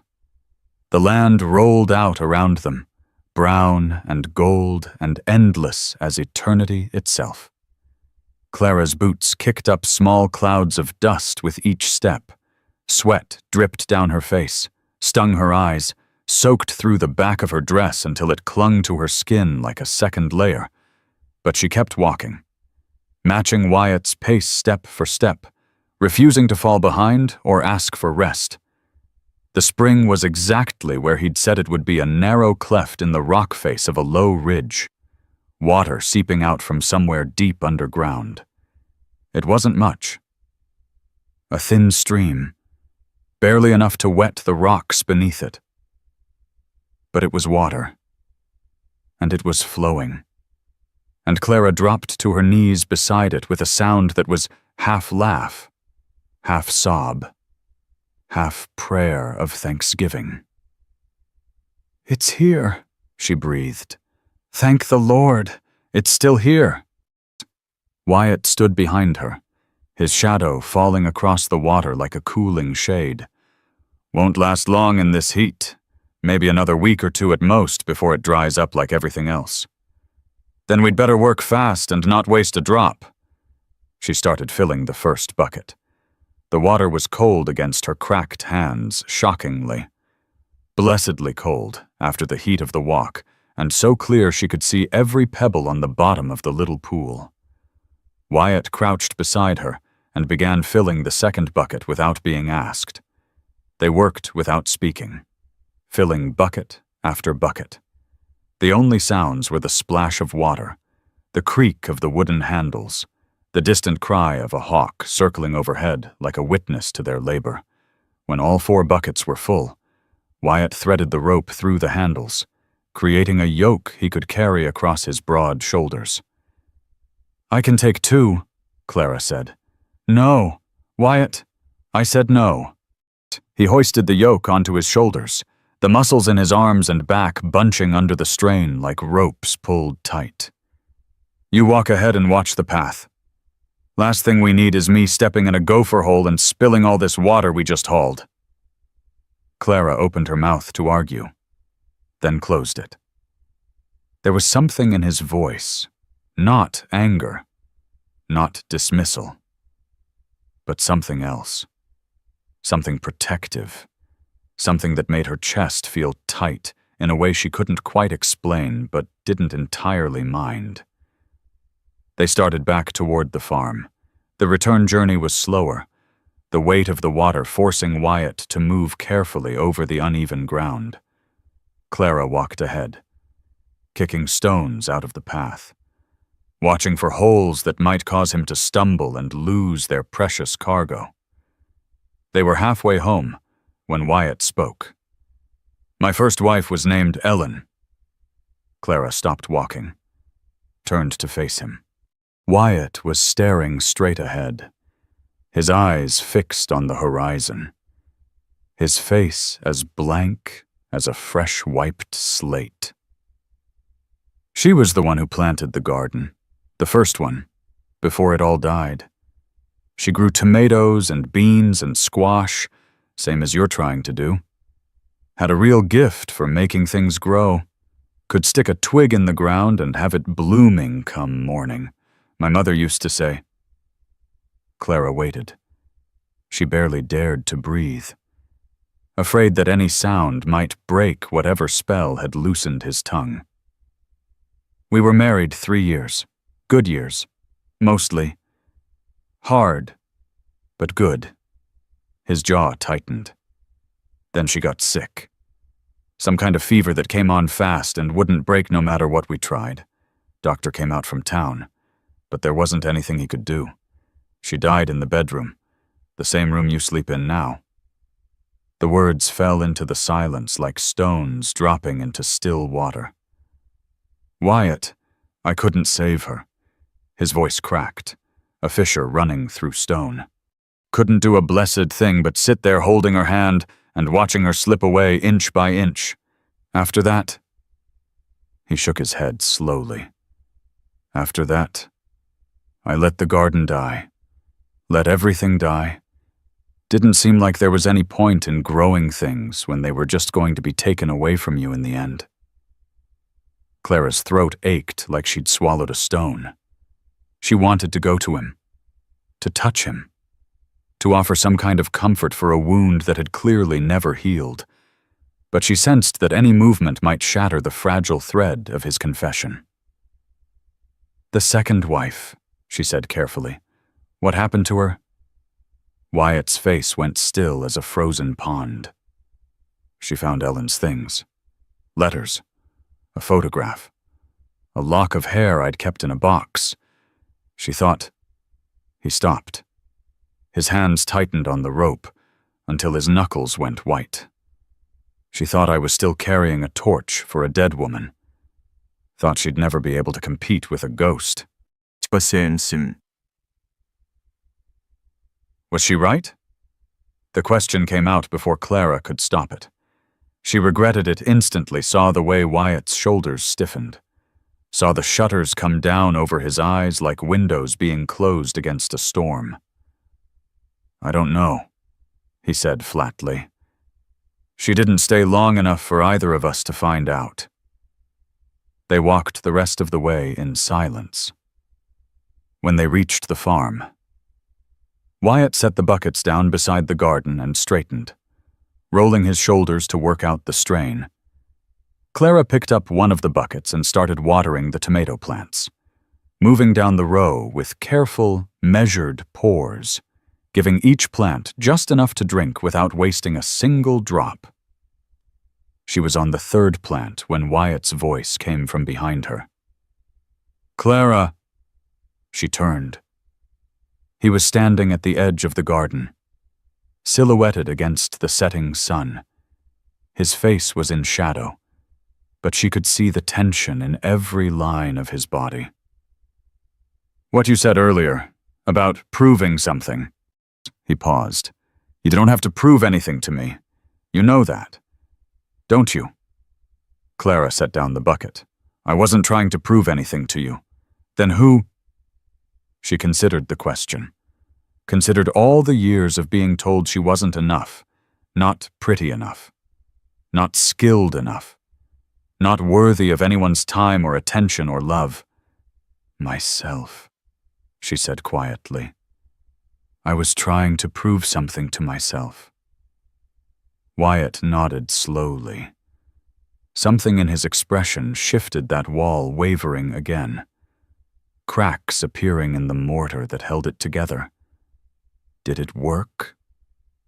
Clara looked at the garden, at the drooping plants, the cracked soil, the dying vines she'd fought so hard to save, at the buckets of water they'd carried 1.5 miles through blistering heat. I don't know yet, she admitted. Ask me again when something blooms. Wyatt was quiet for a moment. Then, unexpectedly, He stepped forward and picked up one of the remaining buckets. "I'll take the beans," he said. "You finish the tomatoes." They worked side by side until the light faded, watering each plant with the precious water they'd hauled from the spring. Clara's arms ached, her back screamed, her hands were raw from gripping the bucket handles, but Wyatt was beside her. And that mattered more than she'd expected it to. When the last drop of water had been poured, they stood together in the gathering darkness, looking at the garden they'd just fought to save. "Tomorrow," Wyatt said. "We go back to the spring." Clara nodded. "Tomorrow." He turned toward the house, then stopped, looked back at her. "Clara, yes, those letters, Ellen's letters." He swallowed hard enough that she could see his throat working in the dim light.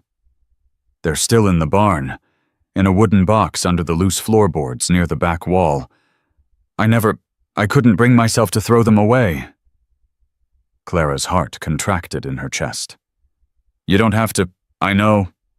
He cut her off with a raised hand. "But I want you to know where they are, just in case." He stopped. "In case you want to read them. I won't stop you." The words hung in the air between them like smoke from a dying fire. "Why would I want to read them?" Wyatt's face was unreadable in the darkness, just shadows and angles and the faint gleam of his eyes. Because the second wife did. Margaret was her name, and after she read them, she was gone before sunrise. "I'm not her. I know that." His voice was rough as unplaned wood. "That's why I'm telling you where they are, so you can decide for yourself." He turned and walked toward the house, leaving Clara alone in the garden with the dying plants and the empty buckets and a question she couldn't stop asking herself. What was in those letters that had driven a woman to flee in the middle of the night? And did she have the courage to find out? The first night, Clara's hands bled. She didn't notice until they were halfway back from the spring, the rope handles of the buckets cutting into palms already raw from days of digging and hauling. The pain registered somewhere distant, muffled by exhaustion that had seeped into her bones like water into dry earth. She kept walking, one foot in front of the other, the bucket sloshing against her legs, water splashing onto her boots, soaking through the cracked leather to her skin. Wyatt walked ahead with his own load, 4 buckets balanced on the yoke across his shoulders, his back bent under the weight like an old man's. The moon hung fat and full overhead, bright enough to cast shadows. And Clara followed his dark silhouette along the narrow path they'd worn into the prairie grass over the past week.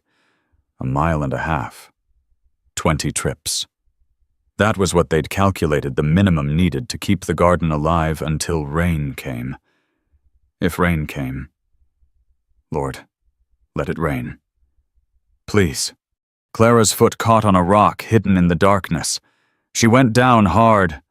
The buckets flew from her grip, spinning through the air, water arcing silver in the moonlight, before splashing across the dry earth and disappearing into the cracks like it had never existed.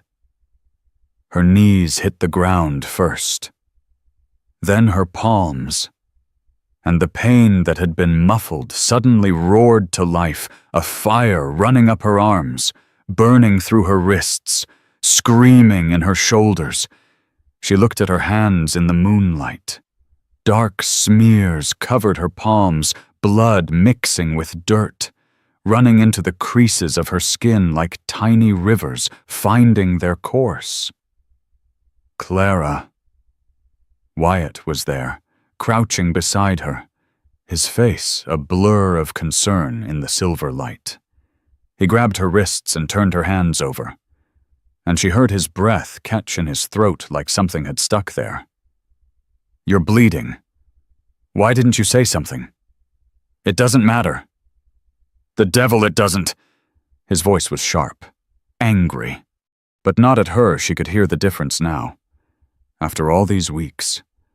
Angry at the situation. At the drought. At whatever cruel fate had brought them to this moment. "Why didn't you speak up?" Clara tried to pull her hands back. He held on, his grip firm but careful, avoiding the worst of the wounds. "Because the garden needs water," she said, her voice coming out thin and reedy, like wind through cracked boards. "And complaining about blisters doesn't fill any buckets." Wyatt stared at her. The moonlight caught his eyes, dark, troubled, full of something she couldn't name, but felt deep in her chest. "You're not a mule, Clara. You're not some machine that doesn't feel pain." He released one of her wrists and reached for his belt. "You can't just destroy yourself for a few tomato plants." "I'm not destroying myself. Look at your hands." She looked. The blisters had burst hours ago, leaving raw red patches that glistened wetly in the pale light. Dirt was ground into the open wounds, dark against the exposed flesh, like someone had rubbed coal into her skin. Her fingers trembled when she tried to curl them, the muscles refusing to obey. "It's fine," she said. The lie tasted bitter on her tongue. "It's not fine, not by a long stretch." Wyatt pulled out a knife, the blade catching moonlight, and cut a strip from the bottom of his shirt. The fabric tore with a sound like something giving up. He began wrapping her right hand, his movements quick but gentle, his calloused fingers brushing against her torn skin. Clara watched him work. Her throat felt tight, swollen shut. "You're ruining your shirt," she managed. "I've got other shirts. Only got one of you." He finished the right hand and started on the left. Clara could feel the warmth of his breath against her skin, could smell the sweat and dust, and something else underneath, something warm and human that made her eyes sting with tears she refused to shed. "There," he said when both hands were wrapped. "That should hold until we get back." Clara flexed her fingers experimentally. The bandages helped, not much, but enough to grip without screaming. "Thank you." Wyatt nodded. He started to rise, then stopped, his eyes moving to the spilled buckets lying on their sides, the dark stain spreading across the ground where the water had already soaked into the thirsty earth. "We lost 2 loads, he said quietly. Clara's stomach clenched like a fist. 2 loads. That was, she calculated quickly, nearly a quarter of what they'd hauled tonight. Wasted. Gone. Swallowed by the same earth they were trying so desperately to save. Because she'd been too proud to admit she was hurt. "I'm sorry," she whispered. The words scraped against her throat like sandpaper. "Don't." "But I said don't." He stood and offered her his hand, his face unreadable in the darkness. "Come on. We've got more trips to make before sunrise." They finished the night's hauling in silence. By the time the eastern sky began to lighten from black to purple to pale orange, Clara could barely stand. Her legs shook with every step, threatening to buckle like green wood under too much weight. Her back felt like someone had taken a hammer to her spine. Her bandaged hands throbbed in time with her heartbeat, a constant pulse of pain that matched the pounding in her skull. But the garden had water. Not enough, never enough, but water. They collapsed on the porch as the sun crested the horizon. Clara sat on the top step, her legs stretched out in front of her, her head resting against the rough wooden railing. Wyatt sat beside her, close enough that their shoulders almost touched. Neither spoke. There was nothing to say. Just the exhaustion and the silence and the orange light spreading across the dying land like spilled honey. The second night was worse. Clara's hands had stiffened overnight, the muscles seizing up, the wounds crusting over into painful scabs that cracked open the moment she gripped the bucket handles. She rewrapped the bandages herself before they left, adding more strips torn from an old flour sack. But the pain was constant now, a dull fire that flared into agony with every movement. She didn't complain, didn't slow down, just walked and carried and poured, over and over, until her mind went blank and her body moved on instinct alone. Wyatt watched her. She could feel his eyes on her throughout the night, assessing, worried, angry in that sideways way of his that wasn't really anger at all. He tried to take her buckets twice. She refused. He tried to make her rest while he finished a trip alone. She refused that too. "You're going to kill yourself," he said somewhere around midnight, his voice rough with exhaustion. "I've seen mules work themselves to death. Doesn't happen fast, but it happens sure. Then I'll die doing something useful for once in my life." The words came out harsher than she'd intended. She saw Wyatt flinch, saw something flash across his face hurt. Maybe, or something deeper before he turned away without another word. They didn't speak again until dawn. The third night. Clara broke. She didn't mean to. Had promised herself she wouldn't. Had repeated it like a prayer with every step. "I will not break. I will not break. I will not break." But they were on the last trip of the night, the spring barely producing enough water to fill the buckets anymore. And her body simply gave out like a horse that had been ridden too hard for too long. One moment she was walking, putting one foot in front of the other the way she'd done 1,000 times before. The next, her knees buckled.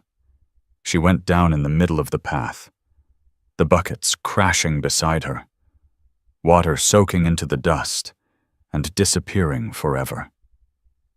She tried to get up. Her arms wouldn't support her weight, trembling and collapsing like they were made of wet paper. She tried again, forcing her palms flat against the ground, pushing with everything she had left. Her vision went black at the edges, narrowed to a tunnel. She felt herself falling sideways, the world tilting like a ship in a storm. Strong arms caught her before she hit the ground. "Clara, Clara," Wyatt's voice, but far away, like he was shouting from the bottom of a deep well. She felt herself being lifted, cradled against a chest that was hard with muscle and damp with sweat. The world tilted and spun, and she closed her eyes against the dizziness that threatened to pull her under. "I can walk," she mumbled. The words came out slurred, wrong. "No, you can't. The water, forget the water." He was carrying her, actually carrying her like she weighed nothing, like she was a child instead of a grown woman. His boots crunching against the dry grass as he moved. Clara wanted to protest, wanted to insist that she was fine, that she could finish the night's work, that she wasn't some fragile thing that needed rescuing. But her body had surrendered, given up the fight without her permission. She let her head fall against his shoulder, felt his heart pounding beneath her cheek. Steady and strong despite the exhaustion that must be dragging at him too. Smelled the dust and sweat and sage that clung to his clothes like a second skin. "I'm sorry," she whispered into the fabric of his shirt. "Stop apologizing." "But the garden, I don't care about the garden." His voice cracked on the words like ice breaking on a frozen river. I don't care about the tomatoes or the beans or any of it. I care about—" He stopped. His arms tightened around her. "I care about you," he said quietly. "And I can't watch you destroy yourself anymore. It's tearing me apart." Clara's eyes burned. She wanted to argue, wanted to insist that she was fine, that she could handle whatever this land threw at her, that she'd survived worse than a few sleepless nights and some blisters. But the words wouldn't come, because she wasn't fine. She knew that now, as surely as she knew her own name. Her body was failing. Her hands were ruined, and all the stubborn determination in the world couldn't change the fact that she'd pushed herself past the breaking point and over the edge.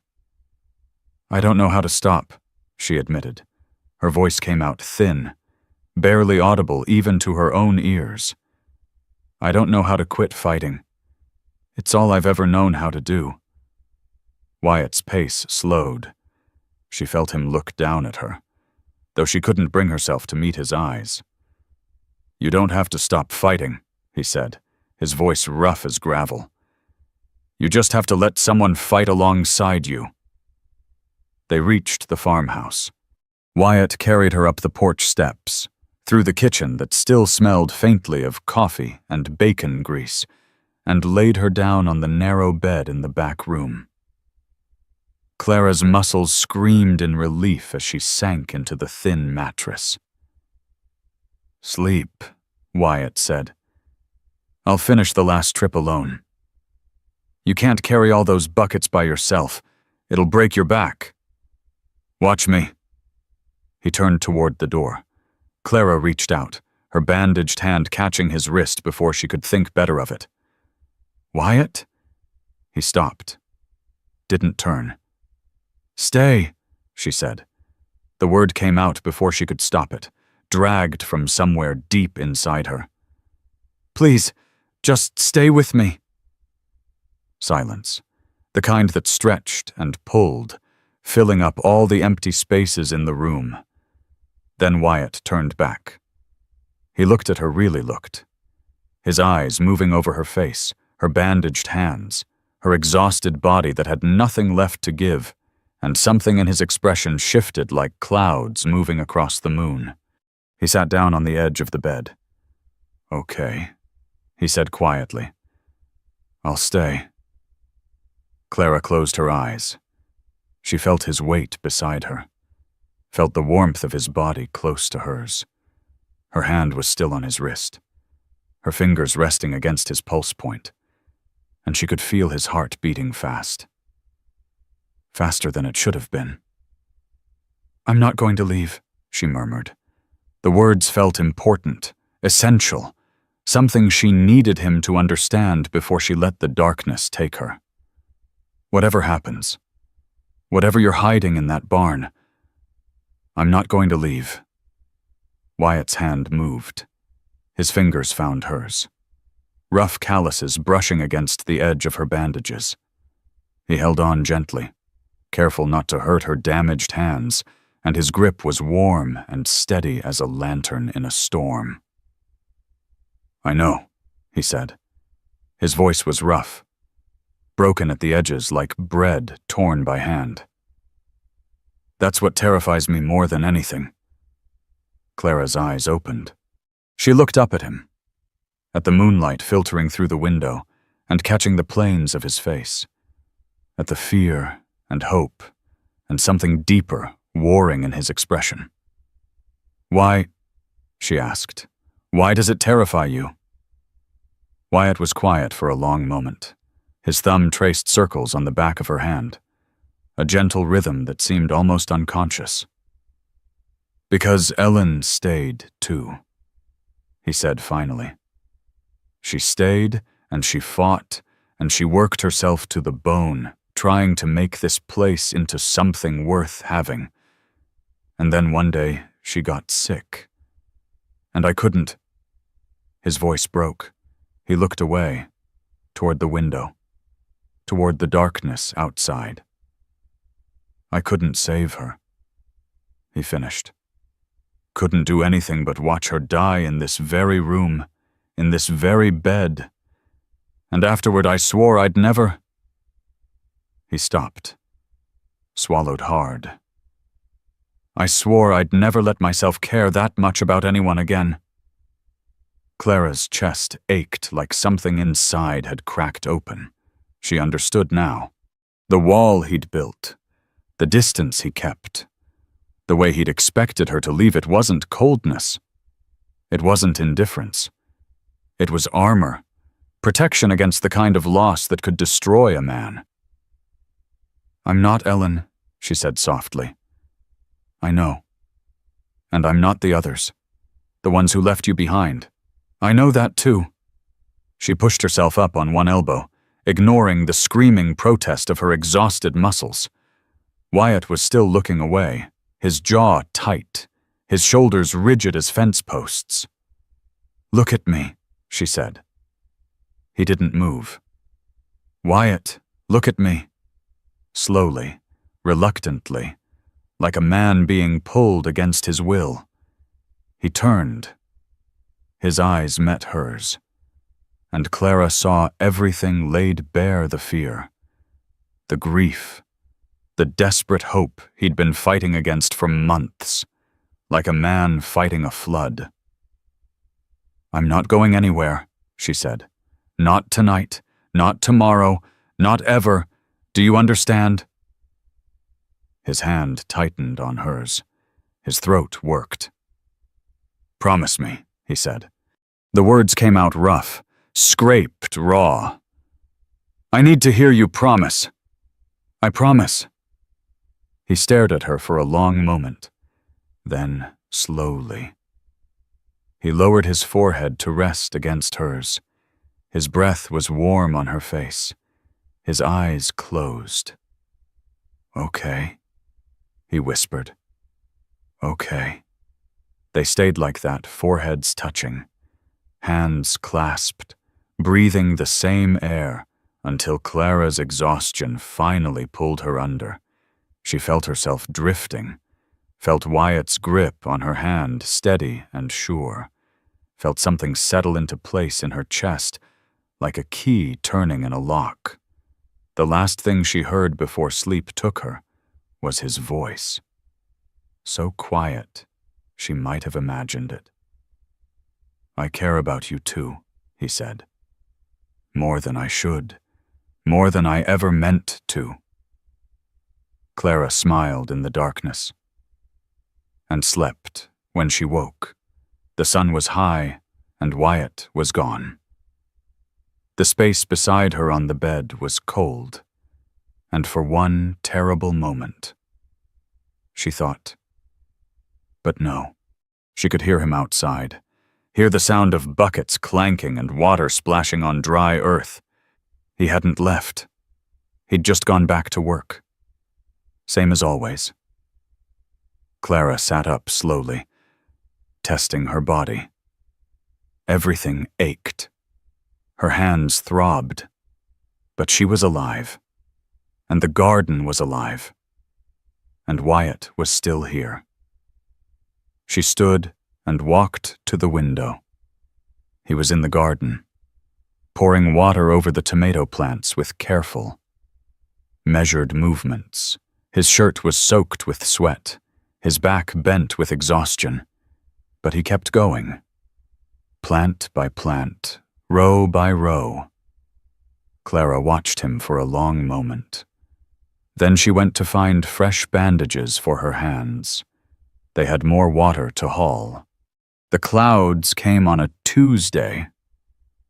Clara saw them first, a dark smudge on the western horizon, building slowly throughout the morning like a bruise spreading across pale skin. She was in the garden, checking the tomato plants for signs of new growth, when the first cool breeze touched her face like a blessing. She straightened, looked west. The clouds were closer now, heavy and gray, their bottoms flat and dark with the promise of moisture. The wind picked up, carrying a smell she hadn't realized she'd been missing until this very moment, that particular scent of rain coming. Wet earth and sky, and something electric that made her skin prickle. Wyatt. He emerged from the barn, wiping his hands on a rag, squinting against the light. His eyes followed her pointing finger to the horizon, and she watched his face change. The exhaustion that had carved itself into his features over the past 2 weeks seemed to lift, replaced by something cautious and fragile. "Could be nothing," he said, crossing the yard to stand beside her. "We've had clouds before that came to nothing." "It's different this time. Can't you smell it? Feel it?" He tilted his head back, nostrils flaring. The wind gusted again, stronger now, bending the tomato plants sideways and tugging at Clara's bonnet strings. "Maybe," he admitted. "Lord willing." They stood together at the edge of the garden, watching the clouds roll closer like a herd of gray cattle coming home. Clara's bandaged hands hung at her sides, still tender but healing day by day. 2 weeks since the long nights of hauling water. 2 weeks of careful rationing, of watching the spring slowly recover, of praying every morning and every night for relief. The first drop hit Clara's cheek. She gasped, reached up to touch the spot, her fingers coming away wet and cool. Another drop. Then another. Then a dozen more, spattering the dry earth around her feet. And then the sky opened up and let loose. The rain came down in sheets, driven sideways by the wind, soaking through Clara's dress in seconds. She didn't move, didn't run for shelter the way good sense said she should. Just stood there with her face turned up to the heavens, letting the water wash over her, feeling it stream down her cheeks and neck and soak into the dusty fabric of her dress like a baptism. Beside her, Wyatt was doing the same. The garden drank greedily, the cracked earth softening and darkening as the water soaked in. Clara watched the puddles form in the furrows between the rows, watched the drooping plants seem to straighten under the downpour, watched the brown giving way to glistening green. She started to laugh. It bubbled up from somewhere deep in her chest, a sound she barely recognized after all these weeks of worry and work and bone-deep exhaustion. She laughed until her sides ached, the rain running into her open mouth, tasting of dust and sky and answered prayers. Wyatt was looking at her. She turned to face him, still laughing, her hair plastered to her skull like dark seaweed, her dress clinging to her body in ways that would have made her blush a month ago. He was soaked through too, water streaming down his face, dripping from the ends of his hair. And he was smiling. Not the almost smile she'd grown accustomed to seeing, not the grudging twitch of lips that passed for amusement in Wyatt Hollis's world. A real smile, wide and genuine and startling, transforming his weathered face into something almost young. "You look like a drowned cat," he said. "So do you. Worse, even." They stared at each other for a heartbeat. Then Clara did something she hadn't planned, hadn't thought about, hadn't given herself permission to do. She reached out and took his hand. His fingers closed around hers, warm despite the cold rain, strong and steady as the earth beneath their feet. They stood there in the downpour, hands clasped, grinning at each other like a pair of fools while the garden they'd nearly killed themselves to save drank its fill. The rain lasted 3 hours. By the time it stopped, the world had changed. The cracked earth had softened to dark mud. The air smelled clean and new, scrubbed fresh by the storm. And the garden, The garden was alive in a way it hadn't been since Clara had first put seeds in the ground all those weeks ago. She walked through the rows slowly, her boots squelching in the mud, cataloging the damage and the salvation. A few plants had been beaten down by the force of the rain, their stems bent or broken, but most had survived. More than survived, they looked healthier than they had in weeks, their leaves unfurling, their colors deepening from sickly yellow-green to rich emerald. She was examining a tomato plant, pushing aside leaves to check the stem. When she saw it, a flower, small, yellow, perfect as a prayer answered, tucked among the leaves of the largest plant, its petals still beaded with rainwater like tiny diamonds. Clara's breath caught in her throat. She crouched down, bringing her face close to the blossom, hardly daring to believe it was real. But it was solid and alive and unmistakably there, a spot of sunshine against the green. "Wyatt," she called softly, "come here." He came to stand beside her. She pointed at the flower, and she heard his sharp intake of breath.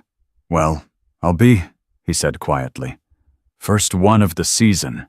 First one." They knelt together in the mud, side by side, staring at that tiny yellow flower like it was made of pure gold. Clara's throat felt tight. Her eyes burned with tears she refused to let fall. "We did it," she whispered. "We actually did it." Wyatt didn't answer right away. When Clara looked at him, his jaw was working, his eyes fixed on the flower with an intensity that made her chest ache. "Ellen grew tomatoes," he said finally. His voice was rough, like gravel under wagon wheels. "Same variety as these. I kept the seeds from her last crop, stored them in a tin in the barn. Never thought—" He stopped, swallowed. "Never thought anyone would plant them again." Clara looked at the flower. Ellen's seeds. Ellen's tomatoes. Growing in a garden that Clara had brought back from the dead with her own 2 hands. "She'd be happy," Clara said quietly. "To see them blooming again after all this time." Wyatt's hand found hers in the mud. His grip was tight, almost painful. "Thank you," he said. The words seemed to cost him something precious, dragged up from somewhere deep. "For not giving up, for staying when anyone else would have run, for—" He shook his head like a horse shaking off flies. "For everything." Clara squeezed his hand back. "You don't have to thank me." "Yes, I do." And he turned to face her fully. And she saw it, then the wall completely down. The fortress abandoned. The gates thrown wide open. Just a man, tired and scarred and hopeful in a way he'd clearly forgotten how to be. "I've spent so long pushing people away, expecting them to leave, building up walls so it wouldn't hurt so much when they did." He paused. His thumb traced circles on the back of her hand. "But you didn't leave. You stayed and fought and nearly worked yourself into the grave trying to save a garden I'd given up on years ago." His voice cracked like dry wood. "I don't know how to do this. Clara. Don't know how to let someone in after all this time. But I want to try. With you, if you'll have me." Clara looked at him, really looked, taking in every line and scar and shadow on his weathered face. She thought about the journey that had brought her here, the factory floors and boarding houses, the letters from a stranger promising nothing but hard work, the tin cup of coffee on her first day, the water they'd hauled through endless nights, the flower blooming now in the garden they'd saved together. "Yes," she said. "I'll have you." Wyatt's eyes closed. He brought her hand to his lips and pressed a kiss to her knuckles, gentle, reverent, like she was something precious he was afraid he might break. Then he stood, pulling her up with him. "Come on," he said, his voice rough but warm. "There's something I want to show you." He led her to the barn. Clara had been in here before, had passed through on her way to the tools, the feed, the endless supplies needed to keep a farm running. But Wyatt led her past all of that, to a corner she'd never thought to explore, where a canvas tarp covered something bulky and angular. He pulled the tarp aside with a flourish. Underneath was a rocking chair, not the weathered one on the porch, but a new one, the wood still pale and unfinished, smelling of fresh sawdust and the linseed oil he'd used to smooth the grain. "I've been working on it," Wyatt said, his voice gruff, almost embarrassed. "At night, when I couldn't sleep, and the worry got too loud in my head. Figured the porch needed 2 chairs if—" He stopped. "If you were going to stay." Clara stared at the chair, at the careful joinery, the smooth curves of the armrests, the hours of labor and hope that had gone into its creation. "You made this," she said slowly. "For me?" "It's not finished yet. Still needs sanding in places. And the seat isn't quite—" She kissed him. It wasn't planned. Wasn't thought through. She just stepped forward, put her hands on his chest, rose up on her toes, and pressed her lips to his. He went still as a startled deer, for one terrible moment. Clara thought she'd made a mistake, that she'd misread everything, that he'd push her away, that the walls would slam back into place and she'd be left standing alone in this dusty barn with nothing but her foolish hopes. Then his arms came around her.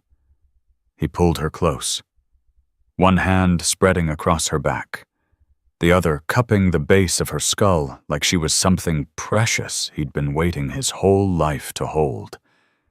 And he kissed her back, tentative at first, almost questioning.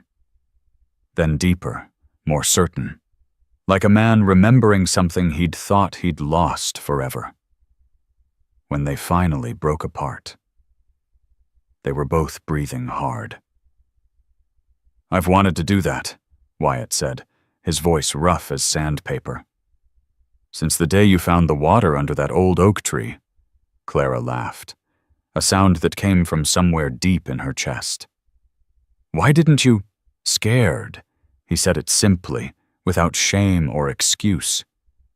"Scared you'd leave. Scared I'd feel something and lose it all over again." Clara reached up and touched his face.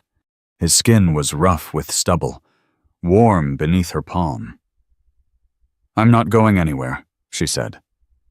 "How many times do I have to say it before you believe me?" His mouth twitched. "Probably a few more yet. Then I'll keep saying it until it sticks." She kissed him again, shorter this time, sweeter, a promise sealed. When she pulled back, her eyes fell on something behind him, half hidden in the shadows of the corner. A wooden box, tucked behind a coil of rope and a stack of old feed sacks. The letters. Ellen's letters. Clara had almost forgotten about them. In the chaos of the drought and the long nights and the desperate fight to save the garden, the mystery of what the second wife had found had faded into the background like old wallpaper, but now it came rushing back. Wyatt followed her gaze. His expression shifted, not closing off entirely, but guarded, wary. "You can read them," he said quietly. "If you want. I meant what I said before." Clara looked at the box, then back at Wyatt. "I don't need to," she said.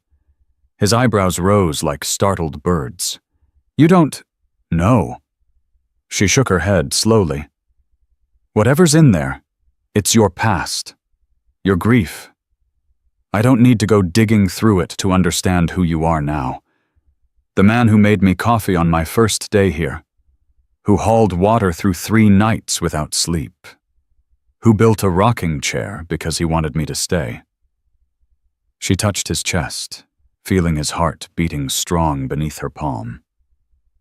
That's the man I care about, not whoever you were before. Wyatt stared at her. Something shifted in his eyes, surprise, gratitude, and something deeper, something that looked like trust finally taking root. The second wife, he said slowly. Margaret. She read the letters, found out things about Ellen, about our marriage, about the hard times we had, things that weren't. He paused, searching for words. We loved each other, Ellen and me, but it wasn't always easy. The letters showed that, the fights, the disappointments, the times we almost gave up on each other. Margaret read all of it and decided I was damaged goods, that I'd never be able to love anyone the way I loved Ellen. Was she right? The question came out before Clara could stop it. She held her breath, waiting. Wyatt was quiet for a long moment. Then he reached out and tucked a strand of damp hair behind her ear. No, he said. She wasn't. Clara's chest expanded like lungs filling with fresh air. She felt something release inside her, some tension she hadn't known she was carrying. Good, she said. Then let's leave the letters where they are. They walked out of the barn together, into the late afternoon light. The sky had cleared, the clouds moving east, and the sun was warm on Clara's face. The garden gleamed with moisture, the plants standing tall and green, that single yellow flower bright among the leaves. Wyatt's hand found hers as naturally as breathing. They stood on the porch, looking out at the land they'd fought so hard to save. The old rocking chair sat empty beside them, weathered and patient. 2 chairs, Wyatt said quietly. I'll bring the new one out tomorrow. Clara leaned against his shoulder, feeling his warmth, his solidity, his presence beside her. I'd like that very much. The sun began its slow descent toward the horizon, painting the sky in shades of orange and gold and pink. Somewhere in the distance, a meadowlark sang a sound Clara hadn't heard in months. The drought was over. The garden was alive. And for the first time since she'd arrived on this hard, unforgiving land, Clara felt like she might actually be home. She looked up at Wyatt, at the softness in his eyes, at the way the last of the tension had finally left his shoulders. What happens now? She asked.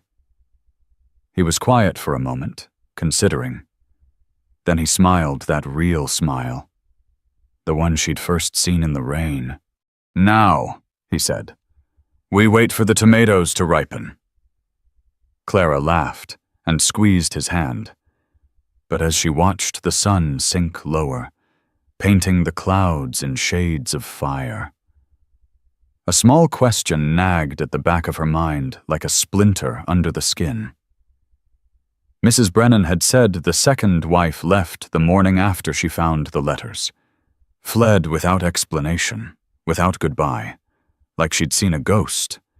But if the letters just contained the ordinary struggles of a marriage, fights and disappointments and hard times, why would that drive someone away in such a hurry? What else was hiding in that box? The tomatoes ripened in late August. Clara stood in the garden at sunset, a wicker basket heavy on her arm, watching the light turn everything to gold. The plants had grown tall and strong over the summer, their vines thick with fruit, deep red globes that hung like Christmas ornaments, warm from the afternoon sun. Beans climbed the wooden stakes Wyatt had driven into the ground, their pods fat and ready for picking. The squash sprawled across the far corner. yellow blossoms giving way to hard-shelled fruit that would keep them fed through the long winter ahead. 4 months. That was all it had taken. 4 months of work and worry and hope. And the dead land had come alive again. Clara picked a tomato and brought it to her nose. The skin was smooth and taut beneath her fingers. The smell earthy and sweet and green all at once. She could feel the weight of it in her palm, solid, real. Proof that something good could grow from barren soil if you loved it enough. "That's a fine one you got there." She turned. Wyatt was walking toward her from the barn. His sleeves rolled to his elbows, dust on his boots from the afternoon's work. The setting sun caught his face, softening the hard lines, bringing out flecks of amber in his dark eyes she'd never noticed before. He looked younger than he had 4 months ago. Or maybe not younger, just lighter. Like some weight he'd been carrying on his shoulders had finally been set down. "They're all fine," Clara said, holding up the tomato for him to see. "Better than fine. Best crop I've ever grown. Only crop you've ever grown." She smiled at the teasing in his voice. "Still counts, doesn't it?" Wyatt came to stand beside her, close enough that their shoulders touched. He reached into the basket and picked up a tomato, turning it over in his calloused hands like he was examining a gold nugget. "Ellen would have been proud," he said quietly. "She always said these were the best eating tomatoes in all of Wyoming." Clara looked at him. He'd been talking about Ellen more these past few weeks, small memories, little stories, the kind of ordinary details that made up a shared life. Not with the sharp grief she'd sensed in those early days, but with something gentler now. Acceptance, maybe. Or gratitude for what had been. "Tell me about her," Clara said. "What was she like?" Wyatt's thumb traced the smooth skin of the tomato. "She was stubborn. Stubborn as a mule in mud, my mother used to say. Once she got an idea fixed in her head, there was no talking her out of it, no matter how foolish it seemed." "Sounds familiar." He glanced at her, his mouth twitching. "Reckon that's why I—" He stopped himself. "Why you what? Nothing important." Clara set down the basket and turned to face him fully. The light was fading now, the sky deepening from orange to purple at the edges, the first stars beginning to show themselves. "Why you what?" she asked again, softer this time. He was quiet for a long moment. Then he reached out and took her hand, the same hand that had blistered and bled hauling water through those long summer nights. Now healed, but still marked with faint scars she'd carry forever. "The day you stepped off that stagecoach," he said slowly, like each word cost him something. "The first thing you said was that you weren't pretty." Clara's stomach tightened. She remembered that moment with perfect clarity, the dust and the heat, and the certainty that he would take one look at her freckled face and send her back east on the next coach. "I remember," she said. "I didn't know what to say back. You were standing there, apologizing for how you looked. And all I could think was—" He paused, his grip on her hand tightening. "All I could think was that you were the first person in 3 years who told me the plain truth without dressing it up in pretty words." Clara's breath caught in her chest. "Everyone else who came through here," Wyatt continued, his voice roughening like sandpaper on wood. "The women Mrs. Crane sent before you, they came with all these big ideas, dreams of romance and adventure and making something grand out of nothing. They looked at this land and saw what they wanted it to be, not what it was, and when it turned out to be hard and dry and lonely, they ran." He turned her hand over, traced the lines of her palm with his finger like he was reading a map. "But you looked at this land and saw exactly what it was dying. Used up. Not worth much to anybody. And you stayed anyway. You didn't try to make it into something it wasn't. You just rolled up your sleeves and got to work. Clara's throat felt thick, swollen tight. She tried to speak, but couldn't find the words. You said you weren't pretty, Wyatt said. His voice had dropped to something barely above a whisper. And I reckon you were right about that. You're not pretty, not the way those women in silk dresses and fancy hats are pretty. Not the way the pictures in those mail-order catalogs are pretty. He looked up at her then, met her eyes fully. But you're real. You're honest.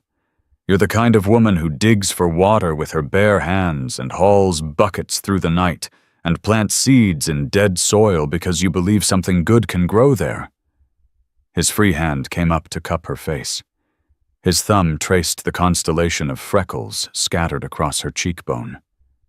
That's worth more than pretty could ever be, he said quietly. That's worth everything I've got to give. Clara's eyes burned. A tear slipped down her cheek, and Wyatt caught it with his thumb, gentle as rain. I don't need fancy, he said. Don't need silk dresses or perfect skin or any of that. I just need honest, and you're the most honest person I've ever had the good fortune to meet. Clara laughed, a wet, unsteady sound that broke free from somewhere deep in her chest. You're not so bad yourself. Wyatt Hollis. I'm a mess, and we both know it. I know. She reached up and covered his hand with hers, pressing his palm against her cheek. I like you anyway. Mess and all.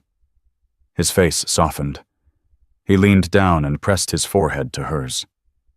The way he'd done that night in the bedroom when she'd made him promise to stay. Marry me, he said. The words hung in the air between them like dust motes in sunlight. Clara pulled back slightly. What did you say? Marry me. He said it again. Stronger this time. More certain. Proper, I mean, in the church in town, with a preacher and witnesses and all. Not just a piece of paper from some broker in Boston. A real wedding. The way it ought to be done. Clara stared at him. Her heart was hammering so hard she could feel it in her throat, in her wrists, in every inch of her body. Wyatt, I know it's soon. I know we've only been... He stopped, took a breath that shook slightly. But I've spent too much of my life waiting for things to fall apart, waiting for people to leave. I don't want to wait anymore. I want to build something that lasts. With you. He reached into the pocket of his work pants and pulled out something small. A ring, simple silver, worn thin by years of being slipped on and off, polished smooth by time and touch. It was my mother's, he said. She gave it to me before she passed on, made me promise to give it to someone who deserved it, someone who'd stay. His voice caught. I think she'd want you to have it. Clara looked at the ring resting in his calloused palm, at Wyatt's face, open and vulnerable in a way she'd never seen before. Are you sure? She whispered. You've known me 4 months. That's not, I'm sure. But what if, I'm sure, Clara? He took her hand and pressed the ring into her palm. Surer than I've been of anything since the day I bought this land, surer than I've been of anything in my whole life. Clara closed her fingers around the ring. It was warm from being in his pocket, solid against her skin. She thought about all the reasons to say no, the uncertainty of it all, the risk of binding herself to someone she was still learning to understand. She thought about the women who'd come before her, the ones who'd fled this hard land and this harder man. Then she thought about the garden, About the water they'd hauled together through those endless nights. About the rocking chair he'd built with his own hands. About the way he looked at her like she was the only real thing in a world full of shadows and dust. "Yes," she said. Wyatt's face went still as pond water. "Yes, yes, I'll marry you, proper, in the church, with a preacher and witnesses, and whatever else needs doing." She held up the ring, its silver catching the last light of the dying day. "Help me put this on." His hands trembled as he took the ring from her palm. He slid it onto her finger. It was loose. She'd need to wrap some thread around it to keep it from slipping off, and then he was kissing her. Not gentle this time. Not tentative. He kissed her like a man who'd been drowning and had finally found solid ground. His arms came around her, pulling her close. And Clara melted into him like butter in a hot pan, her hands fisted in the worn fabric of his shirt, her heart pounded against her ribs. The basket lay forgotten at their feet, tomatoes spilling into the dirt, and neither of them cared one bit when they finally pulled apart. The stars had come out in earnest. Clara leaned her head against Wyatt's chest, listening to his heartbeat, feeling his arms solid and warm around her. "I love you," she said. The words came out easy, natural, like she'd been waiting her whole life to say them to someone who deserved them. Wyatt's arms tightened. She felt him press a kiss to the top of her head, his lips warm against her hair. "I love you too," he said. His voice was rough, thick with feeling he'd kept bottled up for years. "Reckon I've loved you since you found that water under the oak tree. Maybe even before that. Maybe since you stepped off that stagecoach and told me the honest truth about yourself before I even had a chance to say howdy." Clara smiled against his shirt. "That's a long time to keep quiet about it. I'm not much for words. You might have noticed. I might have." He kissed her again, shorter this time. Sweeter, a promise of things to come. "Come on," he said, releasing her reluctantly. "Let's gather up these tomatoes before the rabbits find them. Then I'll make us some supper, and we can sit on the porch and watch the stars come out. Both of us on the porch. Both rocking chairs are out there now. Have been for 2 weeks." He picked up the basket and started gathering the scattered tomatoes. "Been waiting for the right moment to mention it, I suppose." Clara laughed, bending to help him. The ring on her finger caught the starlight, glinting silver in the darkness. They worked together in comfortable silence, filling the basket with the summer's harvest. When it was full, they walked back to the house, side by side, their shoulders touching with every step. The porch looked different now. 2 rocking chairs sat facing the western horizon, one weathered and worn, the other still pale with newness. Wyatt had placed them close together, close enough that someone sitting in them could reach out and hold hands without stretching. Clara sat down in the new chair. The wood was smooth beneath her palms, sanded to silk. She rocked gently, testing it, and the runners moved easily, quietly, without a single squeak. Wyatt brought out coffee, 2 cups this time.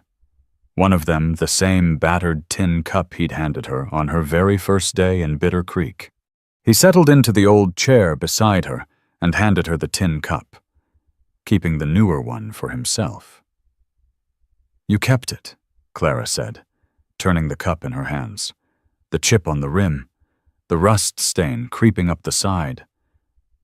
She remembered the weight of it, the warmth of the coffee, the confusion and hope she'd felt when he'd offered it to her without a word. "Course I kept it."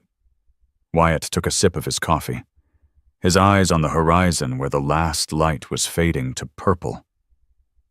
"That cup's special. It's the one I gave to the woman who saved my farm and my fool heart both." Clara reached over and took his hand.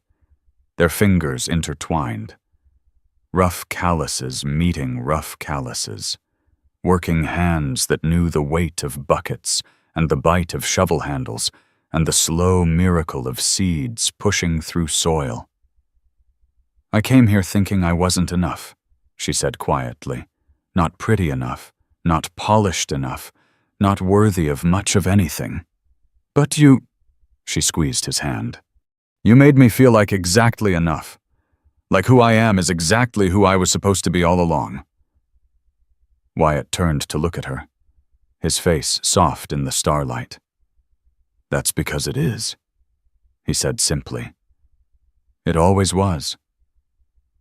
They sat together on the porch as the night deepened around them, rocking gently in their chairs, holding hands across the gap. The garden stretched out before them, silver in the moonlight, heavy with the harvest they'd grown together. Crickets sang in the grass. An owl called somewhere in the distance. The wind carried the smell of ripe tomatoes and cooling earth, and something else. Something that smelled like home. Clara looked at the ring on her finger, at the man beside her, at the land they'd fought to save. She thought about the letters still hidden in the barn, the ones she'd chosen not to read. Thought about Ellen, whose seeds had grown into the garden that had brought her and Wyatt together. Thought about the second wife who'd fled into the night, unable to accept a man who'd loved someone before her.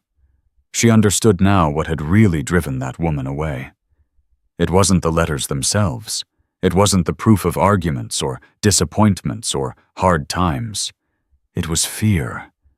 Fear of not measuring up. Fear of competing with a ghost.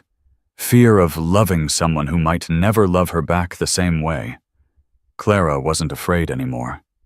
She squeezed Wyatt's hand and leaned her head against the back of her chair, watching the stars wheel slowly overhead. "What are you thinking about?" Wyatt asked. "Everything," she said. "Nothing. Just how lucky I am to be here. Lucky." He made a sound that might have been a laugh. "Woman, you hauled water through 3 nights of suffering and nearly worked yourself to death saving a garden in a drought. That's not luck. That's pure stubbornness." Maybe stubbornness is just another word for luck. Maybe it is at that. They sat in comfortable silence for a while longer, rocking in rhythm with each other. The moon rose higher, full and bright, casting silver shadows across the porch. Wyatt, I'm glad I came here. Glad I answered that advertisement. Glad I took a chance on a stranger who promised nothing but hard work. He turned to look at her, his eyes soft in the moonlight. "I'm glad too," he said. "Gladder than I know how to say." Clara smiled and lifted his hand to her lips, pressing a kiss to his worn knuckles. Tomorrow there would be tomatoes to can, and beans to dry, and a wedding to plan. Tomorrow there would be more work, more sweat, more of the endless labor that came with trying to make something grow in this hard, beautiful land. But tonight, there was just this. 2 people sitting on a porch, holding hands, watching the stars. A garden full of life, a future full of possibility, and a love that had grown, like everything else worth having, from honesty and hard work and the simple willingness to stay. Some stories leave a quiet weight in the chest when they end. This one might be sitting there now, something tender, something familiar, something that doesn't need a name to be understood. Many of us have stood where Clara stood. Not on a dusty porch in Wyoming, perhaps, but in that place where we wondered if who we are could ever be enough. If our hands were too rough, our faces too plain, our hearts too worn by all the years of trying and hoping and carrying on. Some of us have loved someone who built walls around themselves, and we waited, season after season, hoping they might find the courage to let us in. Some of us have been the one doing the building. It's all right if this story stirred up things you thought you'd put away. The feelings that linger about second chances, about being truly seen, about what we're willing to fight for, those can stay unresolved. They're allowed to rest, just as they are, without needing to be tidied up or explained away. What matters is that you stayed until the end, that you sat with Clara and Wyatt through the dust and the rain and the long, hard nights, that you let their story become, for a little while, a quiet companion to your own. Thank you for being here. Thank you for listening.